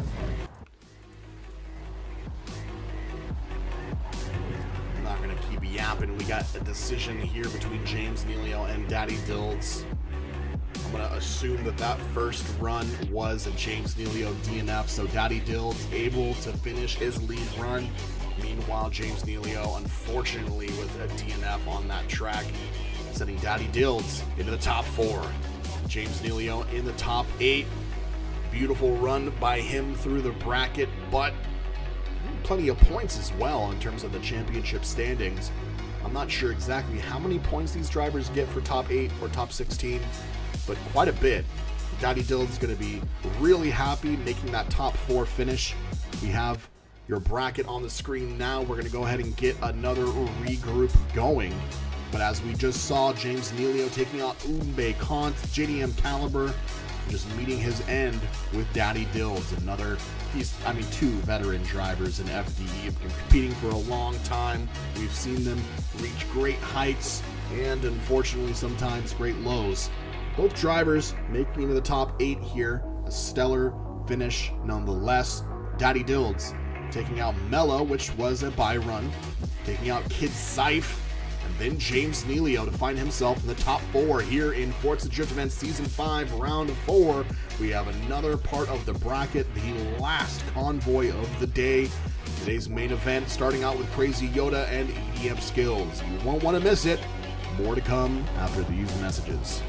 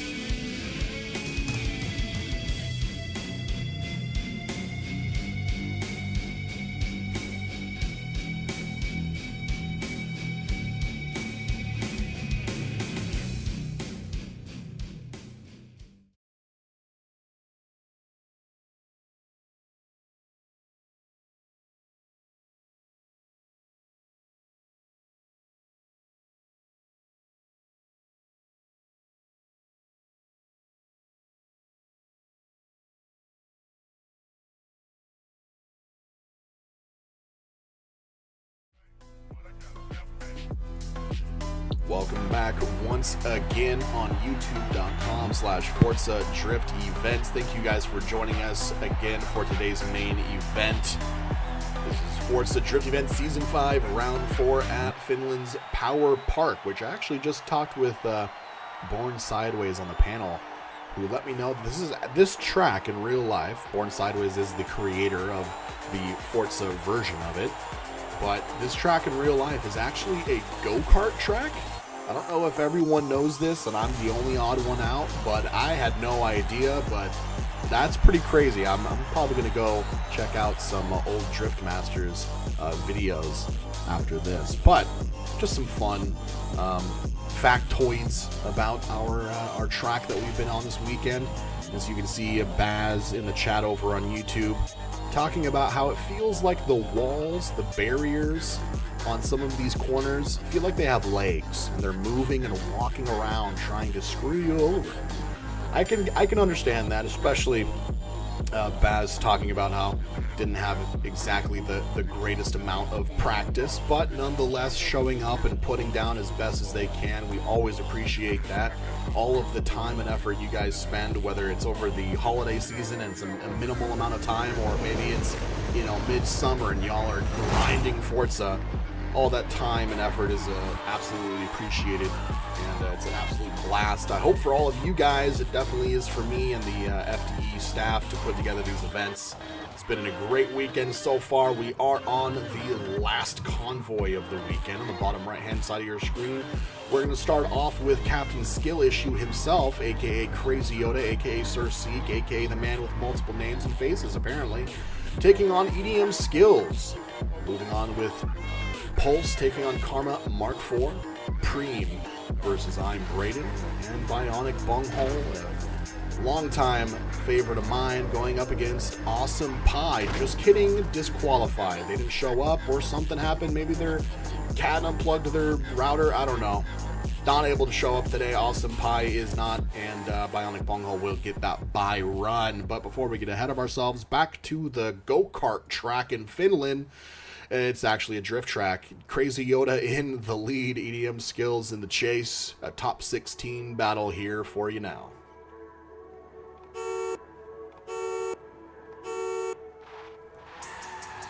Alright, and I remember, this is a beautiful livery, beautiful car, this Subaru from yesterday, but I remember this Subaru having a little bit of issue with grip. Too much grip, too little grip at the wrong time. It becomes a handful, especially with a Subaru like this. This S209 has that big old booty, and it's going to be tough. You can compare the size of that booty from that skyline in front. I don't know if that would be considered the R31. I'm not even sure, but I know that's a GTR. But a great run nonetheless. I mean, of course, Crazy Yoda putting up a beautiful lead run, qualifying yesterday with a score of 90 plus. And EDM Skills finishing the round without DNFing, which is more than a lot of drivers can say today. This track has been claiming DNFs left and right. Even yesterday during qualifying, more than like 8 DNFs yesterday. So definitely a difficult track. We now have EDM Skills with an opportunity to show us what he's got in the lead, and Crazy Yoda in the chase.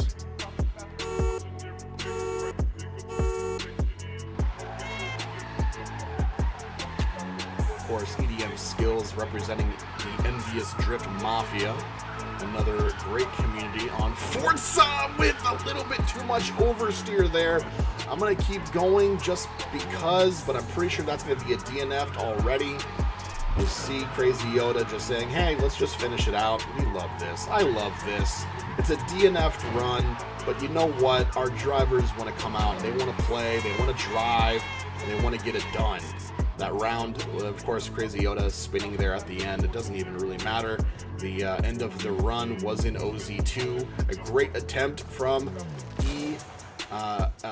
EDM Skills there. I think it's going to be coming down to going back to the drawing board, making sure you dial that tune in just a little bit more. I love to see the variety in car choice. So keep that Subaru going. I'm going to keep rooting you on. I remember back to when think it was Dead For You, pulled out the Lincoln Co. 03 Plus. I love seeing random cars like that on the track, and he was able to throw down with that thing, so I'm looking forward to more Subaru action from EDM Skills. But Crazy Yoda finding his way into the top 16. Gotta kind of expect that one. Crazy Yoda had a skill issue, whatever you want to call him. Fantastic driver. We have now Pulse with CCX in the lead, and Karma Mark IV, teamless driver, in the chase.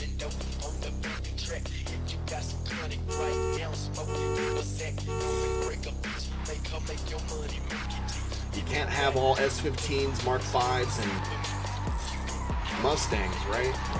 Gotta have some variety. I want to see someone come out here with a Peel 50. No, I'm joking. There are vehicle restrictions, ladies and gentlemen. Go check out ForzaDriftEvents.com for more information on the rule book, the vehicle restrictions. Make sure that you have variety that is within the rules.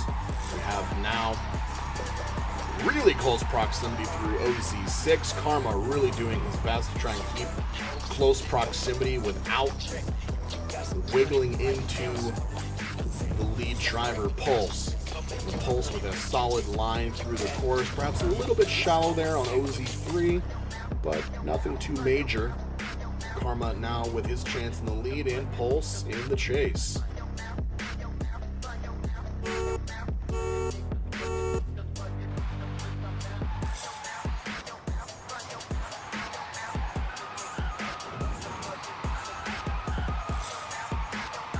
Big late entry for Pulse there into OZ2, missing OZ1 entirely.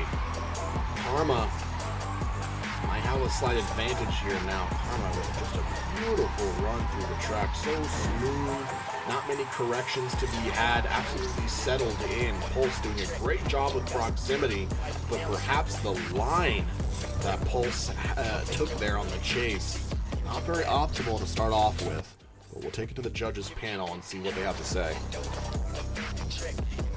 Gotta have some Subaru's, right, Justin? Over on YouTube. Oh, I'm talking about college football. I don't know jack about college football, I gotta be honest with you. I know the Chiefs are playing the Broncos today, and that's about all I know. Karma Mark IV. Advancing into the top 16, kicking out CCX Pulse with a unanimous decision. Pulse not able to pull out that top 16 finish, but top 32 is nothing to scoff at. Karma Mark IV happily sliding into the top 16. Another top 16 battle here with one of my favorites. The lead driver, CCX Preem, with the E92 M3. I love this car. And of course, I'm Braden. I believe I'm Braden is with Mental Drifting in the chase.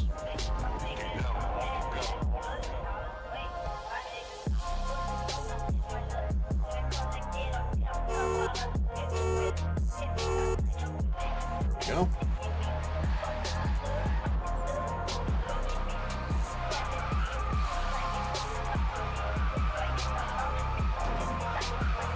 Braden, a little bit of wall contact there on the exit.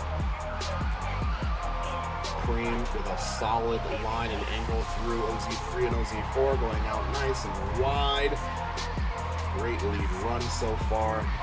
Braden doing a stellar job at keeping on the tail of CCX Preem. A solid lead, solid chase. Not much to note. Great drifts. I think both drivers might be on a controller. Preem definitely with a little bit smoother on his angle corrections. You can see that controller flicking style coming out of I'm Braden when the angle corrections are coming in. But here we have Braden in the lead and Preem in the chase. Preem is on those semi-slicks, so we know that that's a controller player actually.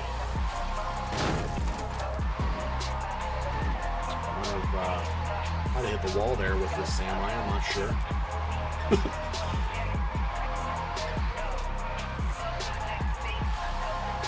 Trying to keep up with these speed demons.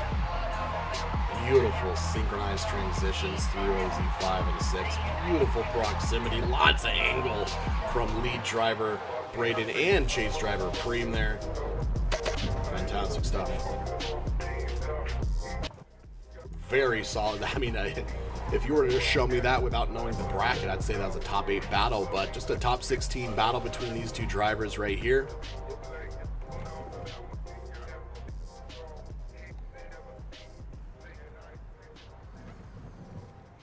Believe both drivers on a controller. Controller drivers, of course, with just the way that the game functions, having a little bit less grip due to how much their wheels are tapping back and forth. We all know how it goes, but it looks like we're going to see both of these drivers back on the line. It's a one more time for Judge 1 and Judge 3 here between CCX Preem and MD Braden.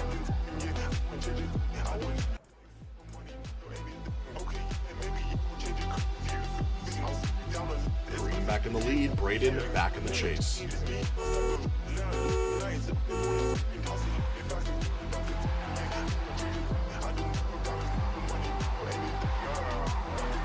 Both drivers covering that outer zone 1. We'd love to see that. It's been a common mistake this weekend for chase drivers to just completely ignore that outer zone 1 after the initiation. A little bit of a gap opening up there, and Braden going for a little bit shallower coverage through OZ3. Some contact into OZ6 out of OZ5.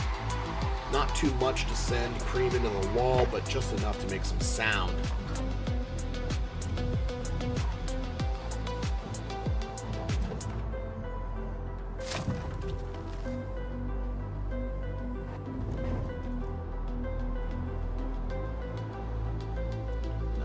Braden in the lead and Preem in the chase.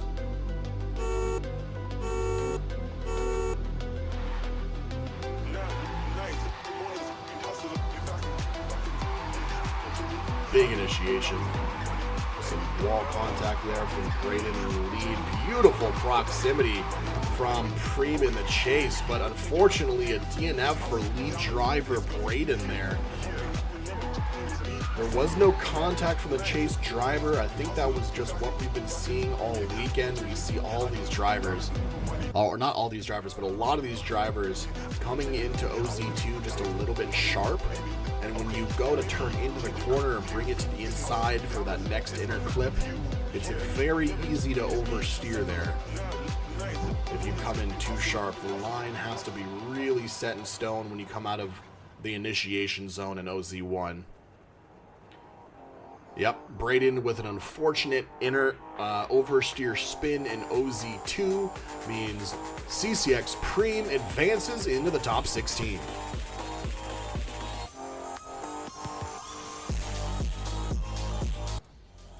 I think we have another one last top 16 battle to go. Let's see who it is.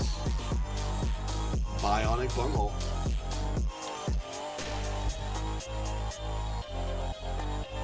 It is indeed Bionic Bunghole with that buy run we talked about earlier in the bracket. Unfortunately, Awesome Pie unable to make it.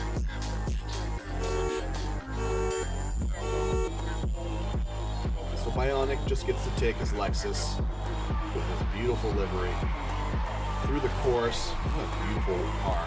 Just the wheel, like the polished wheels. And the like chrome trim around the windows with that blue and gold. Such a beautiful car to look at. Hopefully he doesn't go off track there. Just a little tire. It doesn't matter. No one's chasing. All you got to do is finish the run without DNFing yourself, and that's exactly what Bionic does. Quick little buy run there for our top 16 rounded out now. We'll take it to the bracket. Just take a quick peek before we move into these top 8 battles. We see on the bottom right hand side Crazy Yoda taking on Karma Mark IV, and Preem taking on Bionic Bunghole. Up first, we should see, Crazy Yoda. Sorry. We should see Crazy Yoda taking on Karma Mark IV.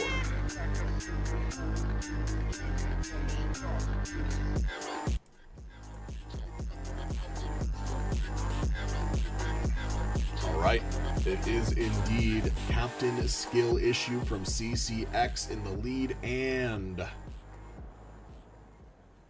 Karma Mark IV, the teamless driver in the chase. Top 8 battle.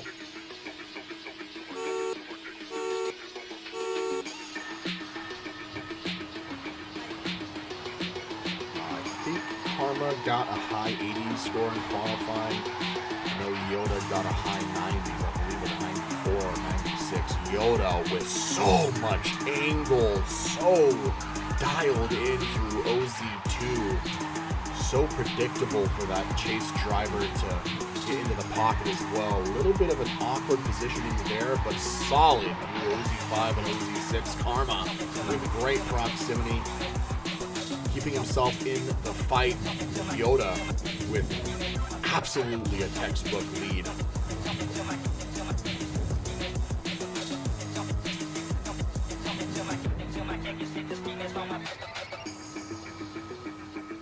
Now Karma in the lead and Yoda in the chase. Let's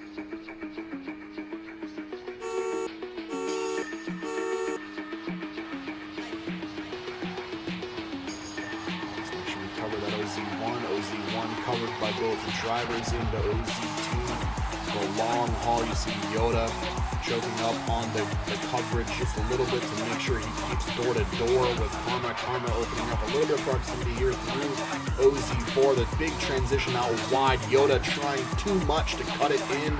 We'll see if he's able to keep himself straight through OZ5 and OZ6, and he does.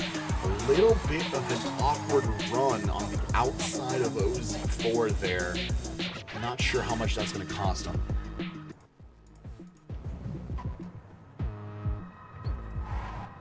Yeah, it's going to take our judges just a few seconds to see exactly what went wrong in that last transition into OZ5. It seemed like Yoda maybe came out of OZ4 a little bit too wide.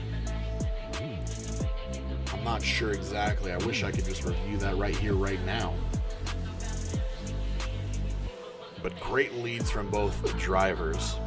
It's going to come down probably to the chase runs, who was able to squeak by with fewer mistakes. Who do you think will win, Shunzi? You got Team Astas, you got Zanzi, you have the result from Crazy Yoda, Karma. I mean, honestly, when it comes down to the top 4, it's anyone's ballgame. When you come down the top 4, I feel like with top 8, you can kind of pick favorites. Top 16, you can kind of pick favorites. When it comes down to the top 4 drivers are usually so dang close. It comes down to mistakes. Sometimes your wheel disconnects. Sometimes, you hit the rewind button. Sometimes you miss a shift. Sometimes your throttle foot does what it wants. It comes down to happenstance a lot of the time, especially when you get into that top 2 battle, the final battle. But I'd say with top 4, it's hard to call. I think everyone in the top 4 deserves that spot, though. Of course, we're kind of missing out on Baz in the top 4. My man has been making strides every single round, CCX Baz, but unfortunately kicked out early today, and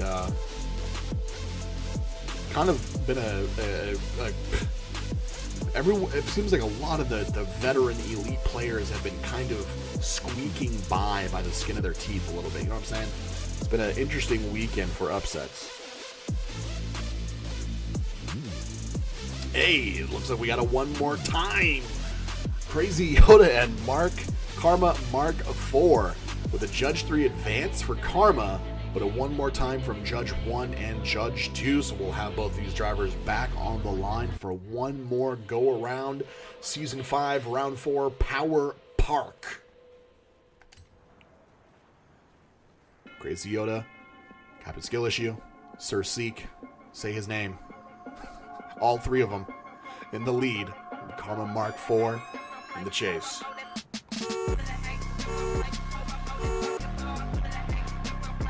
Go. We're off. Starts off with a good initiation. try to get as close as possible here so we can make sure we don't miss any of the contact, any of the action. Great proximity from both drivers there, or excuse me, from Chase driver there. A solid lead from Yoda so far. Good coverage of OZ4. Some deceleration of the high angle there that Yoda had, but Karma pulls back in tight for OZ5 and OZ6. Karma really locking in now. You know Yoda's going to bring the heat on that lead run, but I'd say that run, that chase run for Karma there was even better than the first time around.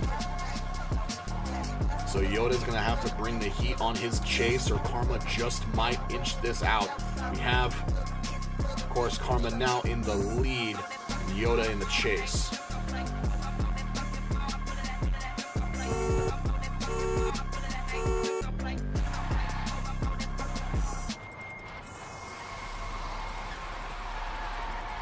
Good coverage over OZ1. Beautiful without barely any contact with the wall there from both of these drivers. Wow, dude. It's not easy. I mean, so Karma doesn't have the semi-slicks, but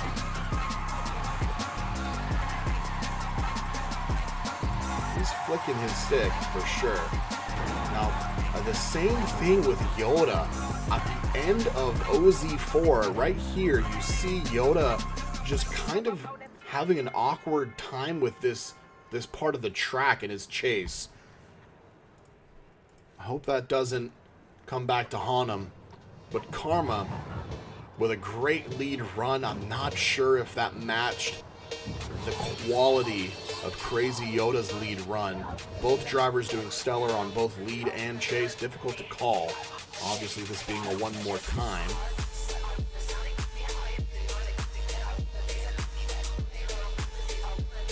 Looks like it's a Crazy Yoda advance for Judge 3, switching over from Karma in the last go around.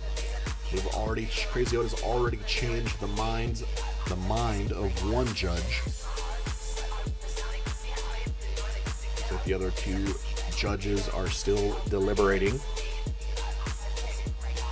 Incredible run.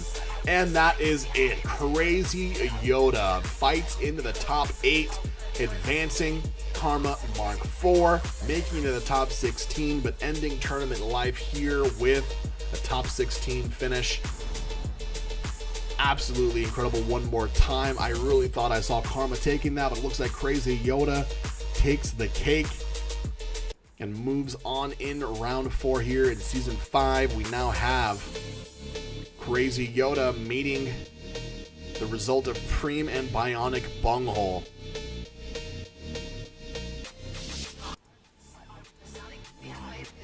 So another top 8 battle here. Both of these drivers finding their way to the top 16 now, meeting each other with Preem representing CCX in the lead and Bionic Bunghole with full lock in the chase.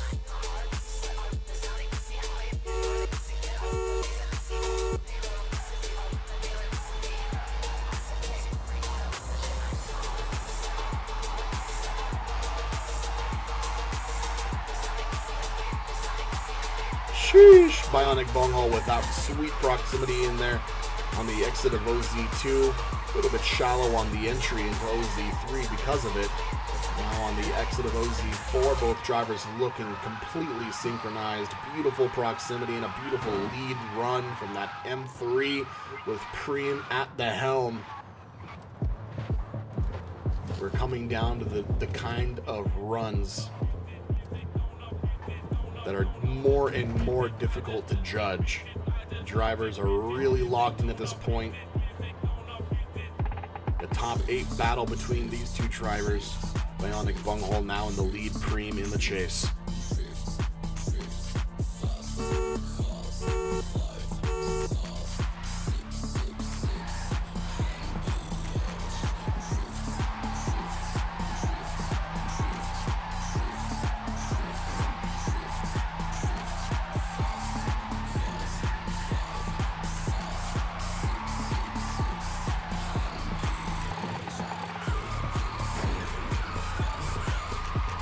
Little bits of contact here and there, but very similar to the first run. Not too much contact to hurt the drift too much there. You saw some contact on the early end of OZ6, causing Bionic Bunghole to go a little bit straighter than he probably wanted to. Let's see what the judges have to say. Other than that, a great lead run from both drivers, and the proximity was tight for both. This is going to be a tough one to call. Would not surprise me for a one more time here. And I can see the future. One more time between Preem and Bionic Bunghole. The judges are just saying, hey, that's too close to call. We need that one more time. Very, very few mistakes from these drivers. Very similar runs on lead and chase. We're going to go back to the track and go one more time around here in round 4 Power Park. These two drivers in the top 16 now battling for a top 8 finish.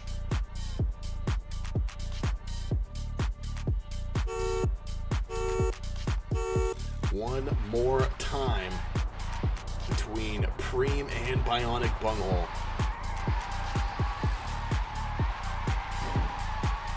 A little bit of contact with the wall there, but this is looking very reminiscent of the first go around. Looks like Bionic Bunghole getting a bit more coverage of OZ3 this time around.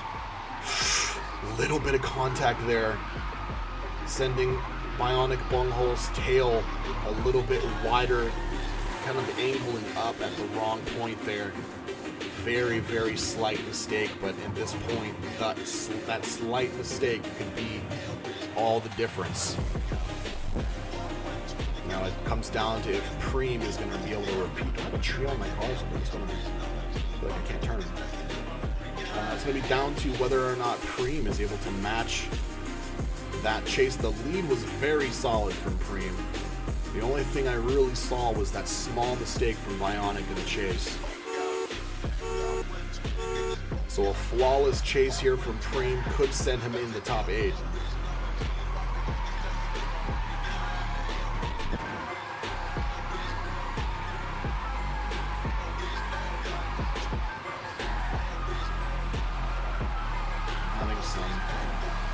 Again, completely similar so far to that earlier go around before the one more time.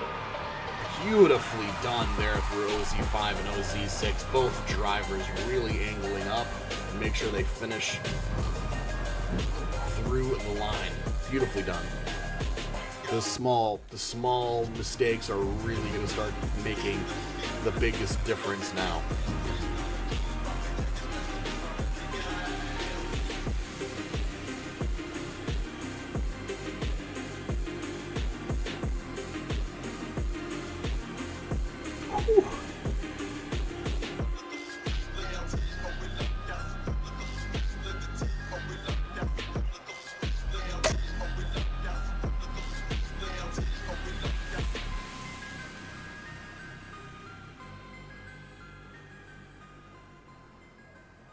Now, obviously, it's going to be a difficult decision. You got judges taking their time, making sure they got all the information they need.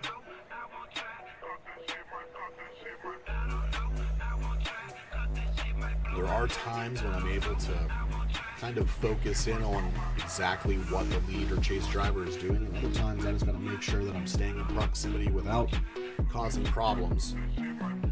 So I don't catch everything, but that small Bionic Bunghole mistake, choking up on angle through OZ4 and 5, opening up a bit of a gap between him and lead driver Preem. Looks like that caused the win to go in the favor of CCX Preem, advancing into the top 8. Bionic Bunghole finishing in the top 16 again. A great run.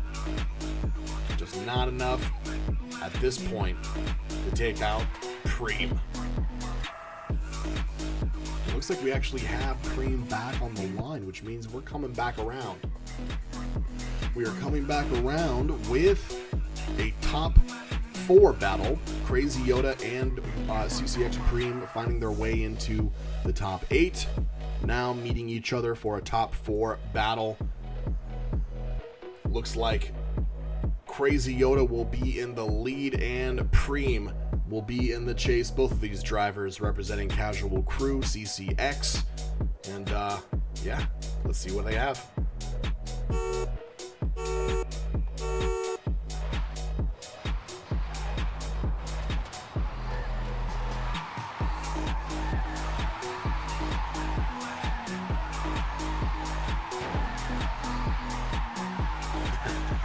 Love seeing the dual livery action there. Both of these drivers on the same team. They're probably familiar with the way that each other drives as well, because this proximity and angle is something else. A little bit of a gap opening up there through OZ6, but Crazy Yoda with another stellar line in the lead and Preem in the chase. Very, very pleased with the way that Preem is performing with his controller. Very, very smooth for a controller player. There are definitely levels to it. Not everyone is jiggling into infinity. Some drivers are able to manage the smoothness even with the flicking stick method. Now we have Preem in the lead and Yoda in the chase.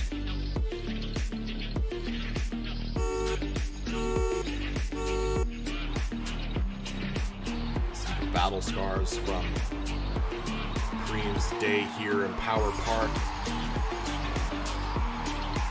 Crazy Yoda finding his way up OZ2 to find the door of Preem in the lead. You can see trying to keep himself on the side.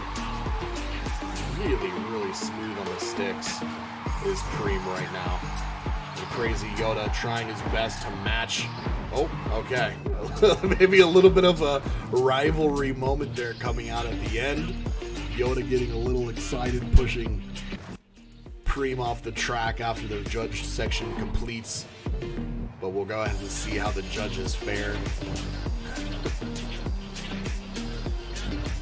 Sir Seek, aka Crazy Yoda, aka Captain Skill Issue, having a great day so far. Almost getting kicked out earlier. I believe he had a top 16 battle that was really close, but fighting through it nonetheless. Now here battling out with teammate Preem for a top 4 finish. Very similar proximity on both runs. I would say if the decision is made here and we don't go to a one more time, it might come down to zone coverage and angle. I love that E92. It's great. Something about the E92 BMW, I just love it. Especially the M Series. I don't know about it if you get into like the 328i or 330i. Gotta have that V8 in there. Oh, one more time. Judge 3 advance for Crazy Yoda. Judge 2 settles the score. Is it Crazy Yoda? Is it Preem? Or is it a one more time? I think I'm feeling a one more time here. Judge 2. Canadian judge born sideways. With a one more time. I called it. We see it. Crazy Yoda, Preem, both representing CCX back on the line. We should see Crazy Yoda back in the lead space and Preem in the chase.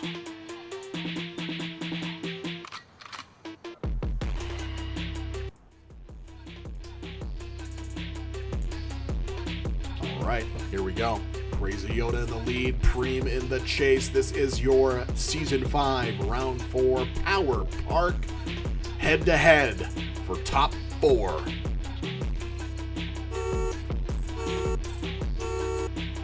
One more time at that.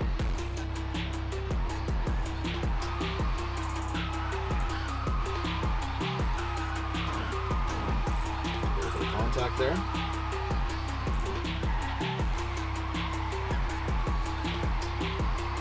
Really trying to keep proximity rather than coverage through OZ3.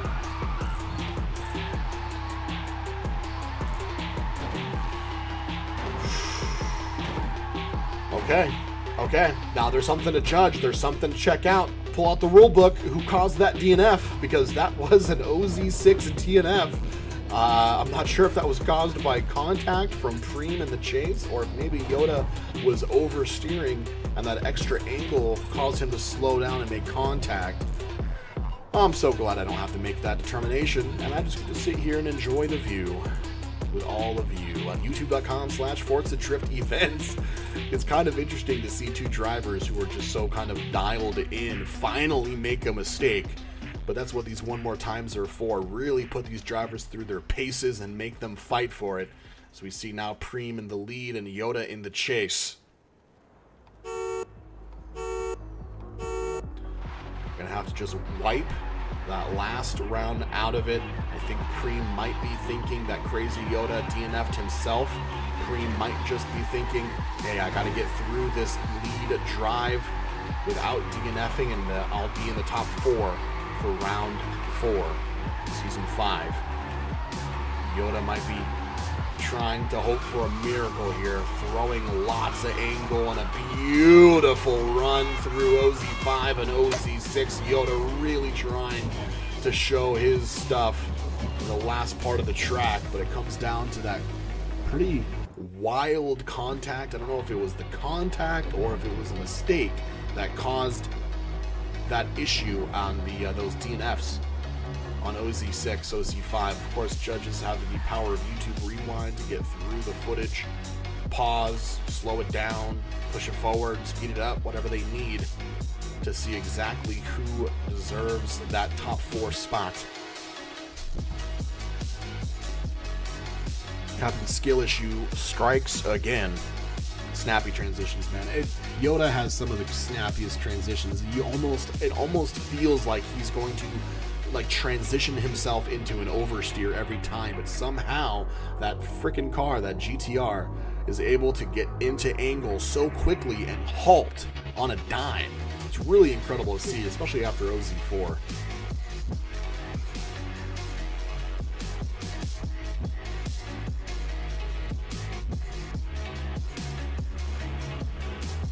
Looks like we have a Judge 3 advance for Crazy Yoda.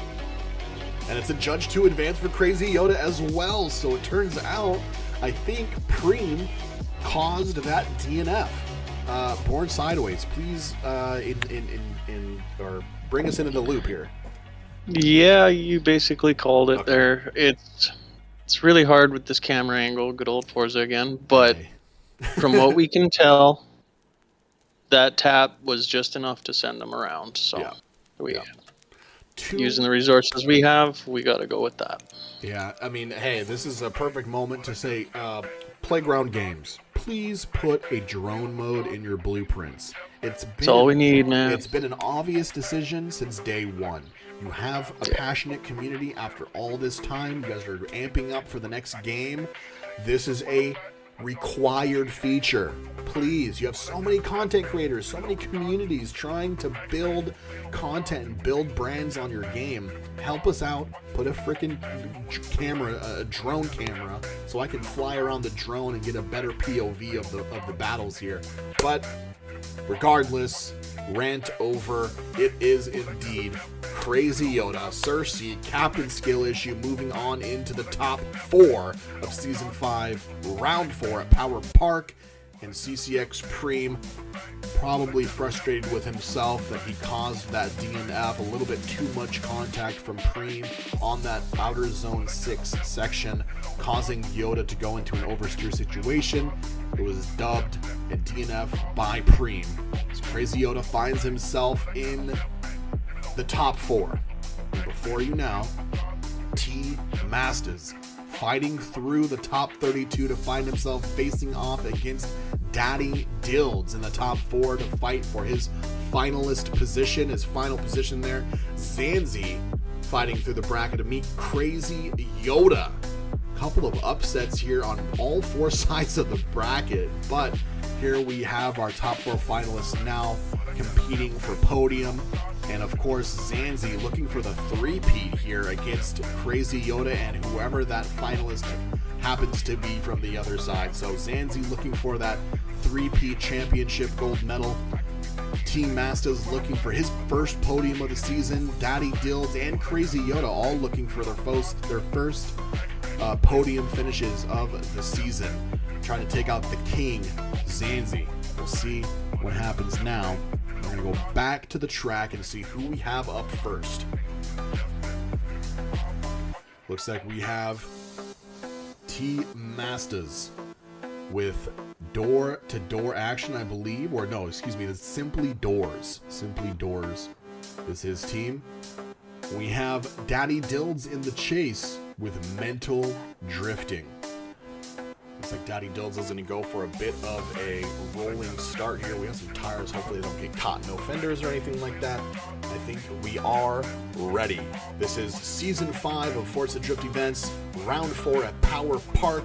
We have our top 4 drivers rounded out, and before you, a top 2 battle between T-Masters and Daddy Dilds.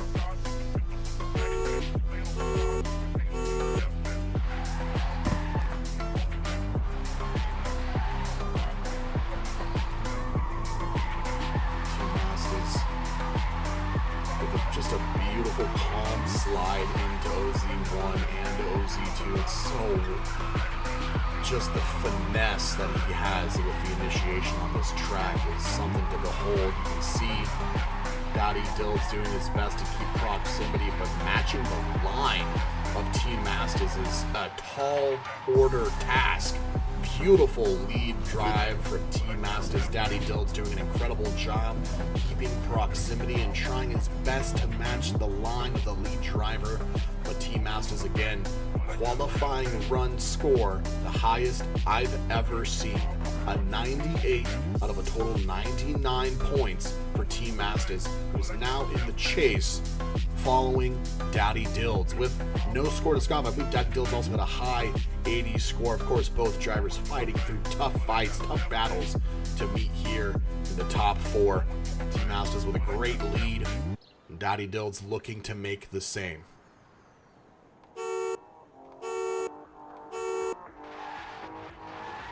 We'll see if Daddy Dilds can have that initiative. Ooh, that's going to be a redo. It's going to be a regroup. I'm going to follow the lead driver just in case, because I don't want to mess anything up. But I believe this is the details in the rule books, ladies and gentlemen. When you're competing in a situation like this, you have to make sure you read the rule books. I believe what just happened is before the 3-2-1 cones ended, before the beginning of the judge section, either driver is able to ask for a redo. I believe that is what's going on here. So we're going to get back to the starting line. It looks like T-Masters in the chase. Didn't like the way that looked, didn't like the way it felt. Perhaps adjusting seat. I think both of these drivers are on wheels at this point, so it could be a plethora of issues.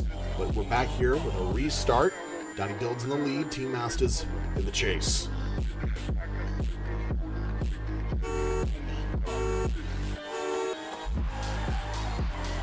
And we're off.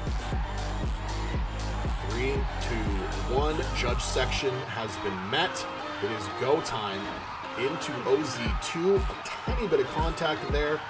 Respectful distance for this transition into OZ4, or excuse me, OZ3.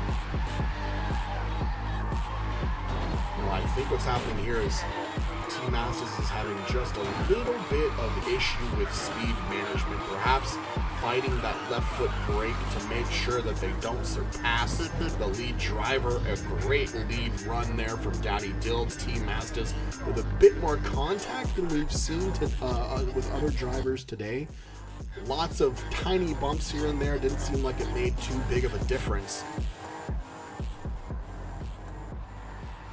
We'll see what the judges say. This, again, is a top 2 battle. These drivers are fighting for the podium at this point.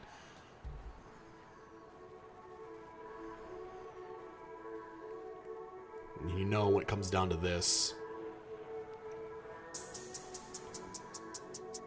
it's going to come down to minute details. It's going to come down to zone coverage. It's going to come down to how many corrections, how many angle corrections that these drivers are making throughout their slides. It's gonna come down to, you know, the timing of transitions. It's gonna come down to so many tiny details to inch one competitor in front of the other.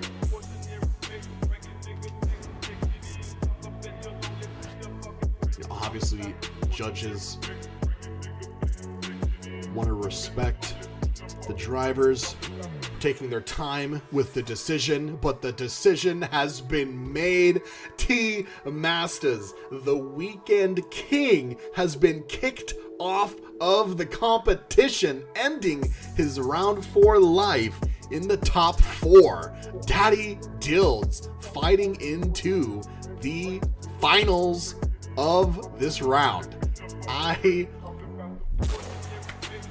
Okay. I want a little bit of conversation with Born Sideways. Today we have Born Sideways on the panel with me, who was our second judge, Addict Actual, unable to make it today. But Born Sideways, what was the determining factor of that head-to-head? Because that was so close. So yeah, well, let's go over the both runs. The first run, T actually had a slight advantage because Dills made a mistake on outside zone 4. He actually cut it and to get back on the door. Okay. So T had an amazing lead. Yep. Then we bring it to the second run. Dills also had an unreal lead, yep, but there was a few just adding up mistakes in the chase to stay on there. And yeah, just added up just slightly overall, and Dills had to take it. It seemed like T Masters almost had a little bit more of a challenge staying at equal speed with Daddy Dills. Yeah, exactly. So yeah, it was just little minor corrections to try to manage his speed. Yeah, and those corrections just end up with, you know, maybe a little bit of awkward timing on a transition or less coverage or what have you, and that just inched it ahead. That's Daddy exactly Dills. Right. Yeah. Daddy Dills takes it over T Masters. T Masters fought through. Daddy very Dills close though. T Masters did really good on his lead, and yeah. You can depend on these guys at this point. They know the track, they know the line, they have. Oh, they're all unreal. They're all unreal at this point. It comes down to small details like that we just saw. Thank you very much. No problem. So we have Team Masters out of the competition in the top 4. A great finish. Lots of championship points there for Season 5. Daddy Dills happily sliding into the top 2 of the competition. Now, we're of course going to see Zanzi, 2-time back-to-back champion this season. Round 2, round 3. Gold medal goes to Zanzi. He's going to be taking on Crazy Yoda. Crazy Yoda looking for his first podium of the season. Could be taking out a king in this round here. Has the opportunity to show that he could be a king slayer. Lead driver, Zanzi. Chase driver, Crazy Yoda. Zanzi with mental drifting, and Crazy Yoda with casual crew. Your 2-time gold medalist looking for a 3-peat here, and Crazy Yoda trying to fight his way into his first podium of the season and grab those sweet, sweet championship points.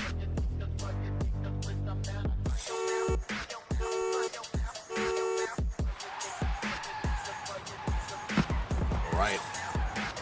3, 2, 1, and we're off. OZ1 completed. OZ2 looking solid. Crazy Yoda just absolutely insane proximity here with the transition to incredible proximity from Crazy Yoda through OZ2, OZ3. We see a little bit of a gap opening up through OZ4. This area has caused issues for a lot of drivers. A little bit of contact there into OZ6, but not enough to send Zanzi off track or off course. Crazy Yoda really committing to as much angle and as close a proximity as possible. But of course, you can, like we said, depend on these lead drivers to have beautiful lead lines. A great lead from Zanzi. It's going to be up to Crazy Yoda to match that, and for Zanzi to be able to match that chase. So far, no clear advantage in my opinion. But of course, now we have Captain Skill Issue in the lead. Zanzi in the chase.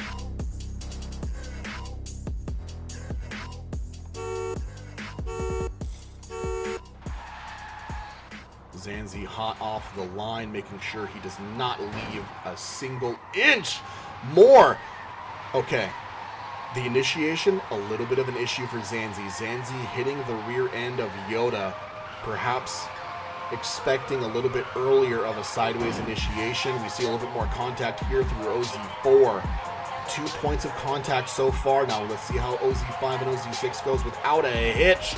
Yoda even pulling ahead by a car length there at the end, but Zanzi close behind.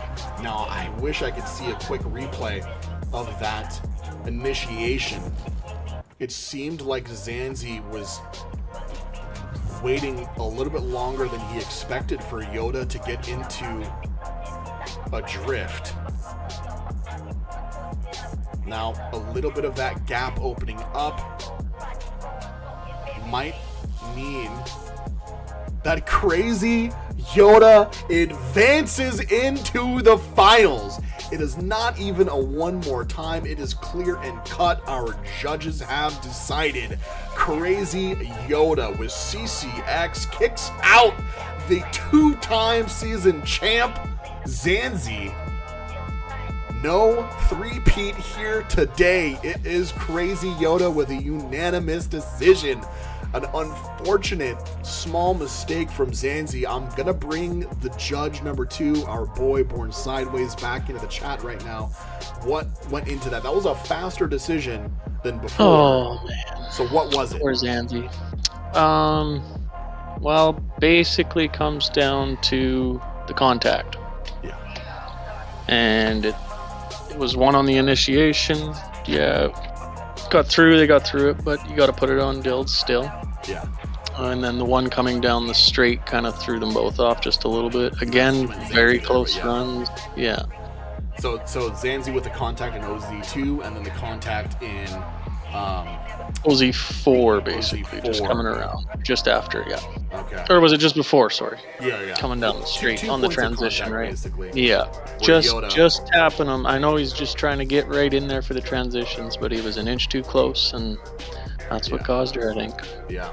And I know for me on OZ6, Yoda really had incredible proximity throughout the entire track, really keeping a respectful distance because there wasn't really much contact at all. It's just side to side drifts, especially in that OZ5, OZ6 area. It was really crazy to see him slide through there. Yeah. I'm at a loss for words. This weekend we have seen so many incredible upsets, and I think Yoda is, I don't know if I can call it an upset, because Yoda is on fire. But Zanzi, I know, is going to be frustrated, not able to get that 3-peat gold finalist, but still potentially finding himself in the podium. I think it depends on the qualifying scores, but nonetheless, we still have one more battle.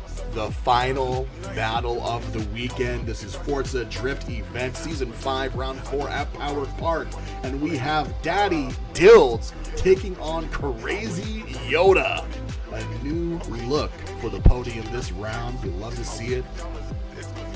Take it to the track and get things popping. We have Daddy Dills in the lead and Crazy Yoda in the chase. I think that's actually the opposite.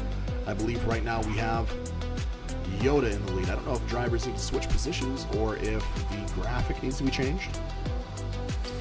But we have physically Crazy Yoda in the lead and Daddy Dills in the chase. Both of these drivers having an incredible weekend. Definitely fighting it through. Definitely, I think both drivers having won more times. If I can get a word from our staff Shreddit on the graphic here. We have lead driver Daddy Dills in the graphic, but he's actually in the chase position. So just a quick check on positions here and make sure that everything is... Just checking in with them now. Perfect. Where they should be. Dills lead. Okay, there we go. Yoda is getting ahead of himself here. They got her figured out. There we go. We got Daddy Dills in the lead. Crazy Yoda in the chase. The graphic was right, and I think we are ready to go. This is your round 4 final battle of today's main event. I don't know who's going to take it. I really hope we see some sweet drifts. I don't want to see a DNF. I want to see double one more times. That's honestly what I want. That's what I want to see. I'm sure you guys at home and Forza drift events on YouTube would be happy with the same. I almost don't want it to end. What a beautiful weekend. But here we are, our two finalists fighting for gold. Daddy Dills in the lead, Crazy Yoda in the chase.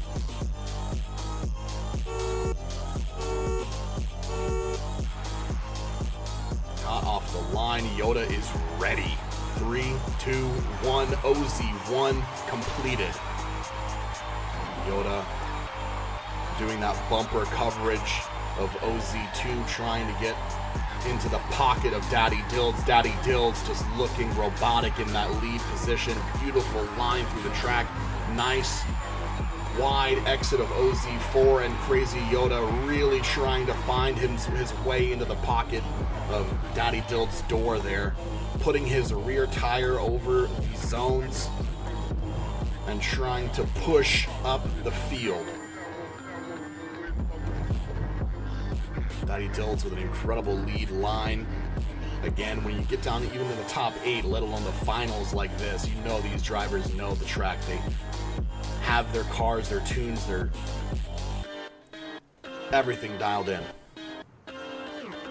Now it's Daddy Dills in the chase, Crazy Yoda in the lead. Crazy Yoda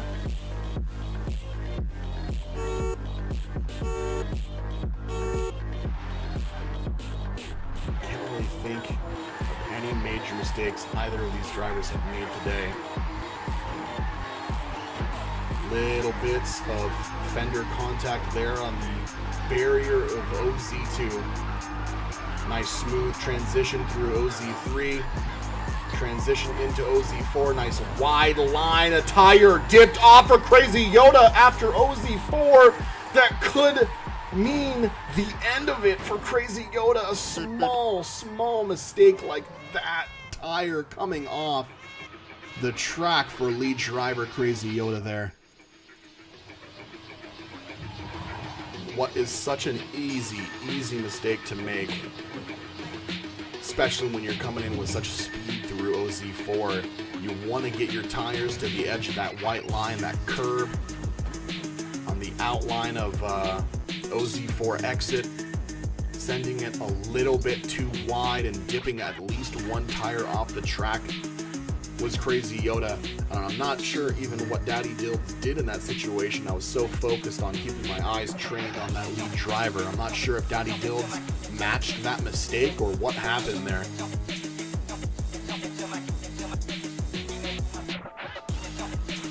No, I'm scared for one more times.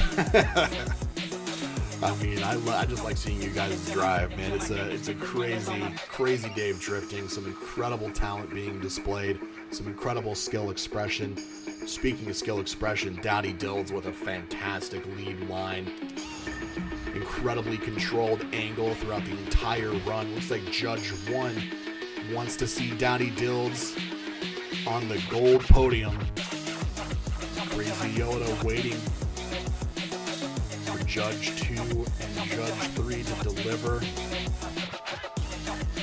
It is a Daddy Dills victory for Season 5, Round 4.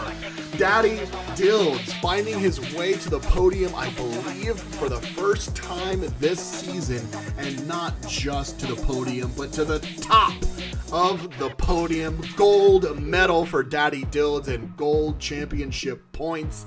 Beautifully done from Daddy Dills, kicking out two Goliath players in Crazy Yoda. We'll go and take a quick peek at the bracket and see exactly how Daddy Dills got to this point with T Mastas and Crazy Yoda. Daddy Dills, the giant killer this weekend, and James Nealio and Kid Sife. The bracket was no slouch for Daddy Dills, and he reigned supreme in first place. Crazy Yoda with just as difficult of a bracket run, but unfortunately with a tire off there. It's just a little bit too much sauce on that OZ4 exit, and it's just like that. It's as easy as that to make a small mistake But hey, second place is no joke. A huge podium with Daddy Dills on top. Second place, Captain Skill Issue, aka Sir Seek, aka Crazy Yoda, in second place. And third place, we have T Mastas. I gotta admit, I thought I'd see T Mastas in first or second place this weekend. I'm happy to see him on the podium because that qualifying run was something for the record books. We should be seeing that clipped all over the place. I want to see some 2009 style Call of Duty montage videos of this weekend, because not only Team Masters qualifying run score of 98, but all of these incredible runs we had today, head-to-heads from Zanzi, Crazy Yoda, Pre, Bionic, Bunghole, everyone really coming out today. Elfe, James Neilio, everyone on the bracket, you guys absolutely showed up and put down. We appreciate it so much here on the FDE staff. And before you, your Season 5, Round 4 Power Park Podium. First place, Daddy Dills. Love it. GG's for everyone, man. Hey, thank you guys so much for showing up after such a long break. You feel me? We had months of break, and it's a busy time for all of us, I'm sure. Whether, I mean, busy, if not for sure stressful, right? Holidays, New Year, coming back on January 4th and 5th, just a few days after the New Year, perhaps still recovering from getting swifty on New Year's Eve. And you guys came and showed up and put on a great show for us this weekend. Thank you to all the drivers for that. We really appreciate it. And of course, to all of the staff for putting on the event today. We do have more events yet. Of course, round 5 and round 6 still to be determined exactly what dates they are. But if you go to ForzaDriftEvents.com, you can find out exactly what maps there are. I believe round 5 is Biker Necky, and then round 6 is I Have No Clue. So more information, more information than I even have. Find it out at ForzaDriftEvents.com. Take a look at all of our partners that we have, including Forza Creators Guild, Team Wars, and Street Wars, and you can find out all of our partnerships on the website, and of course in the Discord as well. Let's see if who is in the chat. Maybe we have some shout outs from Shredded or Born Sideways, if you have anything you want to add. I don't really got too much. Congrats to Daddy Dills. Yeah. Freaking awesome driving. Yep. This was not an easy track, so props to everyone that got through it. Yeah. Agreed. Incredible showing from everyone. I mean, if it can take out someone like Baz, I mean, Baz was looking for that gold, I'm sure, but at least podium. But obviously getting kicked out, it's not a joke. You give them the best drivers. If you don't put the practice time in, or if you don't just get a little lucky, you're not going to be able to make it through these brackets. These are tough competitors, and even with the long break, everyone came out with heat. So thank you, everyone. It was awesome to see, yeah. Oh yeah, luck definitely played a part today. Like, it was really visible. Like, you know how consistent all the drivers were and are in general, but like luck, like the first wall on the outer two is the deadly thing, as well as the last outer 6 wall too. Barriers like, those are two out more drivers than we actually was waiting for. So yeah, it was awesome. I'm looking forward to round 5. Any word on more information about round 5? I know we have the map settled in already. Biker Necky, Riga, Latvia. That's where we're going. And it's up to us basically. So let's schedule it out and post the dates to the Discord. And should be 2 to 4 weeks, depending on how we feel like it. Sounds good. You heard it there. Check out the Discord. You can find the link at ForzaDriftEvents.com. And I think that's going to do it for us here on the panel. We have youtube.com/ForzaDriftEvents. We're going to call it there. Thank you guys all for watching. We appreciate you. Subscribe. Make sure you're liking the video. And we will check you guys again in round 5, if not sooner. Get that practice time in for round 5. The season is coming to an end. We got 2 more rounds left, so make your mark. Thank you guys so much for watching. Of course, Shred It, you're the king. We appreciate you putting on this show and doing all of the background work through all of the stuff that you've had going on in your personal life. You still My pleasure. It's such a pleasure to have someone like you in the community who dedicates so much time and effort and thought into making this as great as it is for everyone here. Oh, thank you. So, Wouldn't be possible without you guys. So. Yeah, the team here, Born Sideways, thanks Legion, goes to you. Addict Actual, and myself. It's a pleasure. We'll see you guys next time in round 5. Take care. Have a good one, boys. Yes, sir.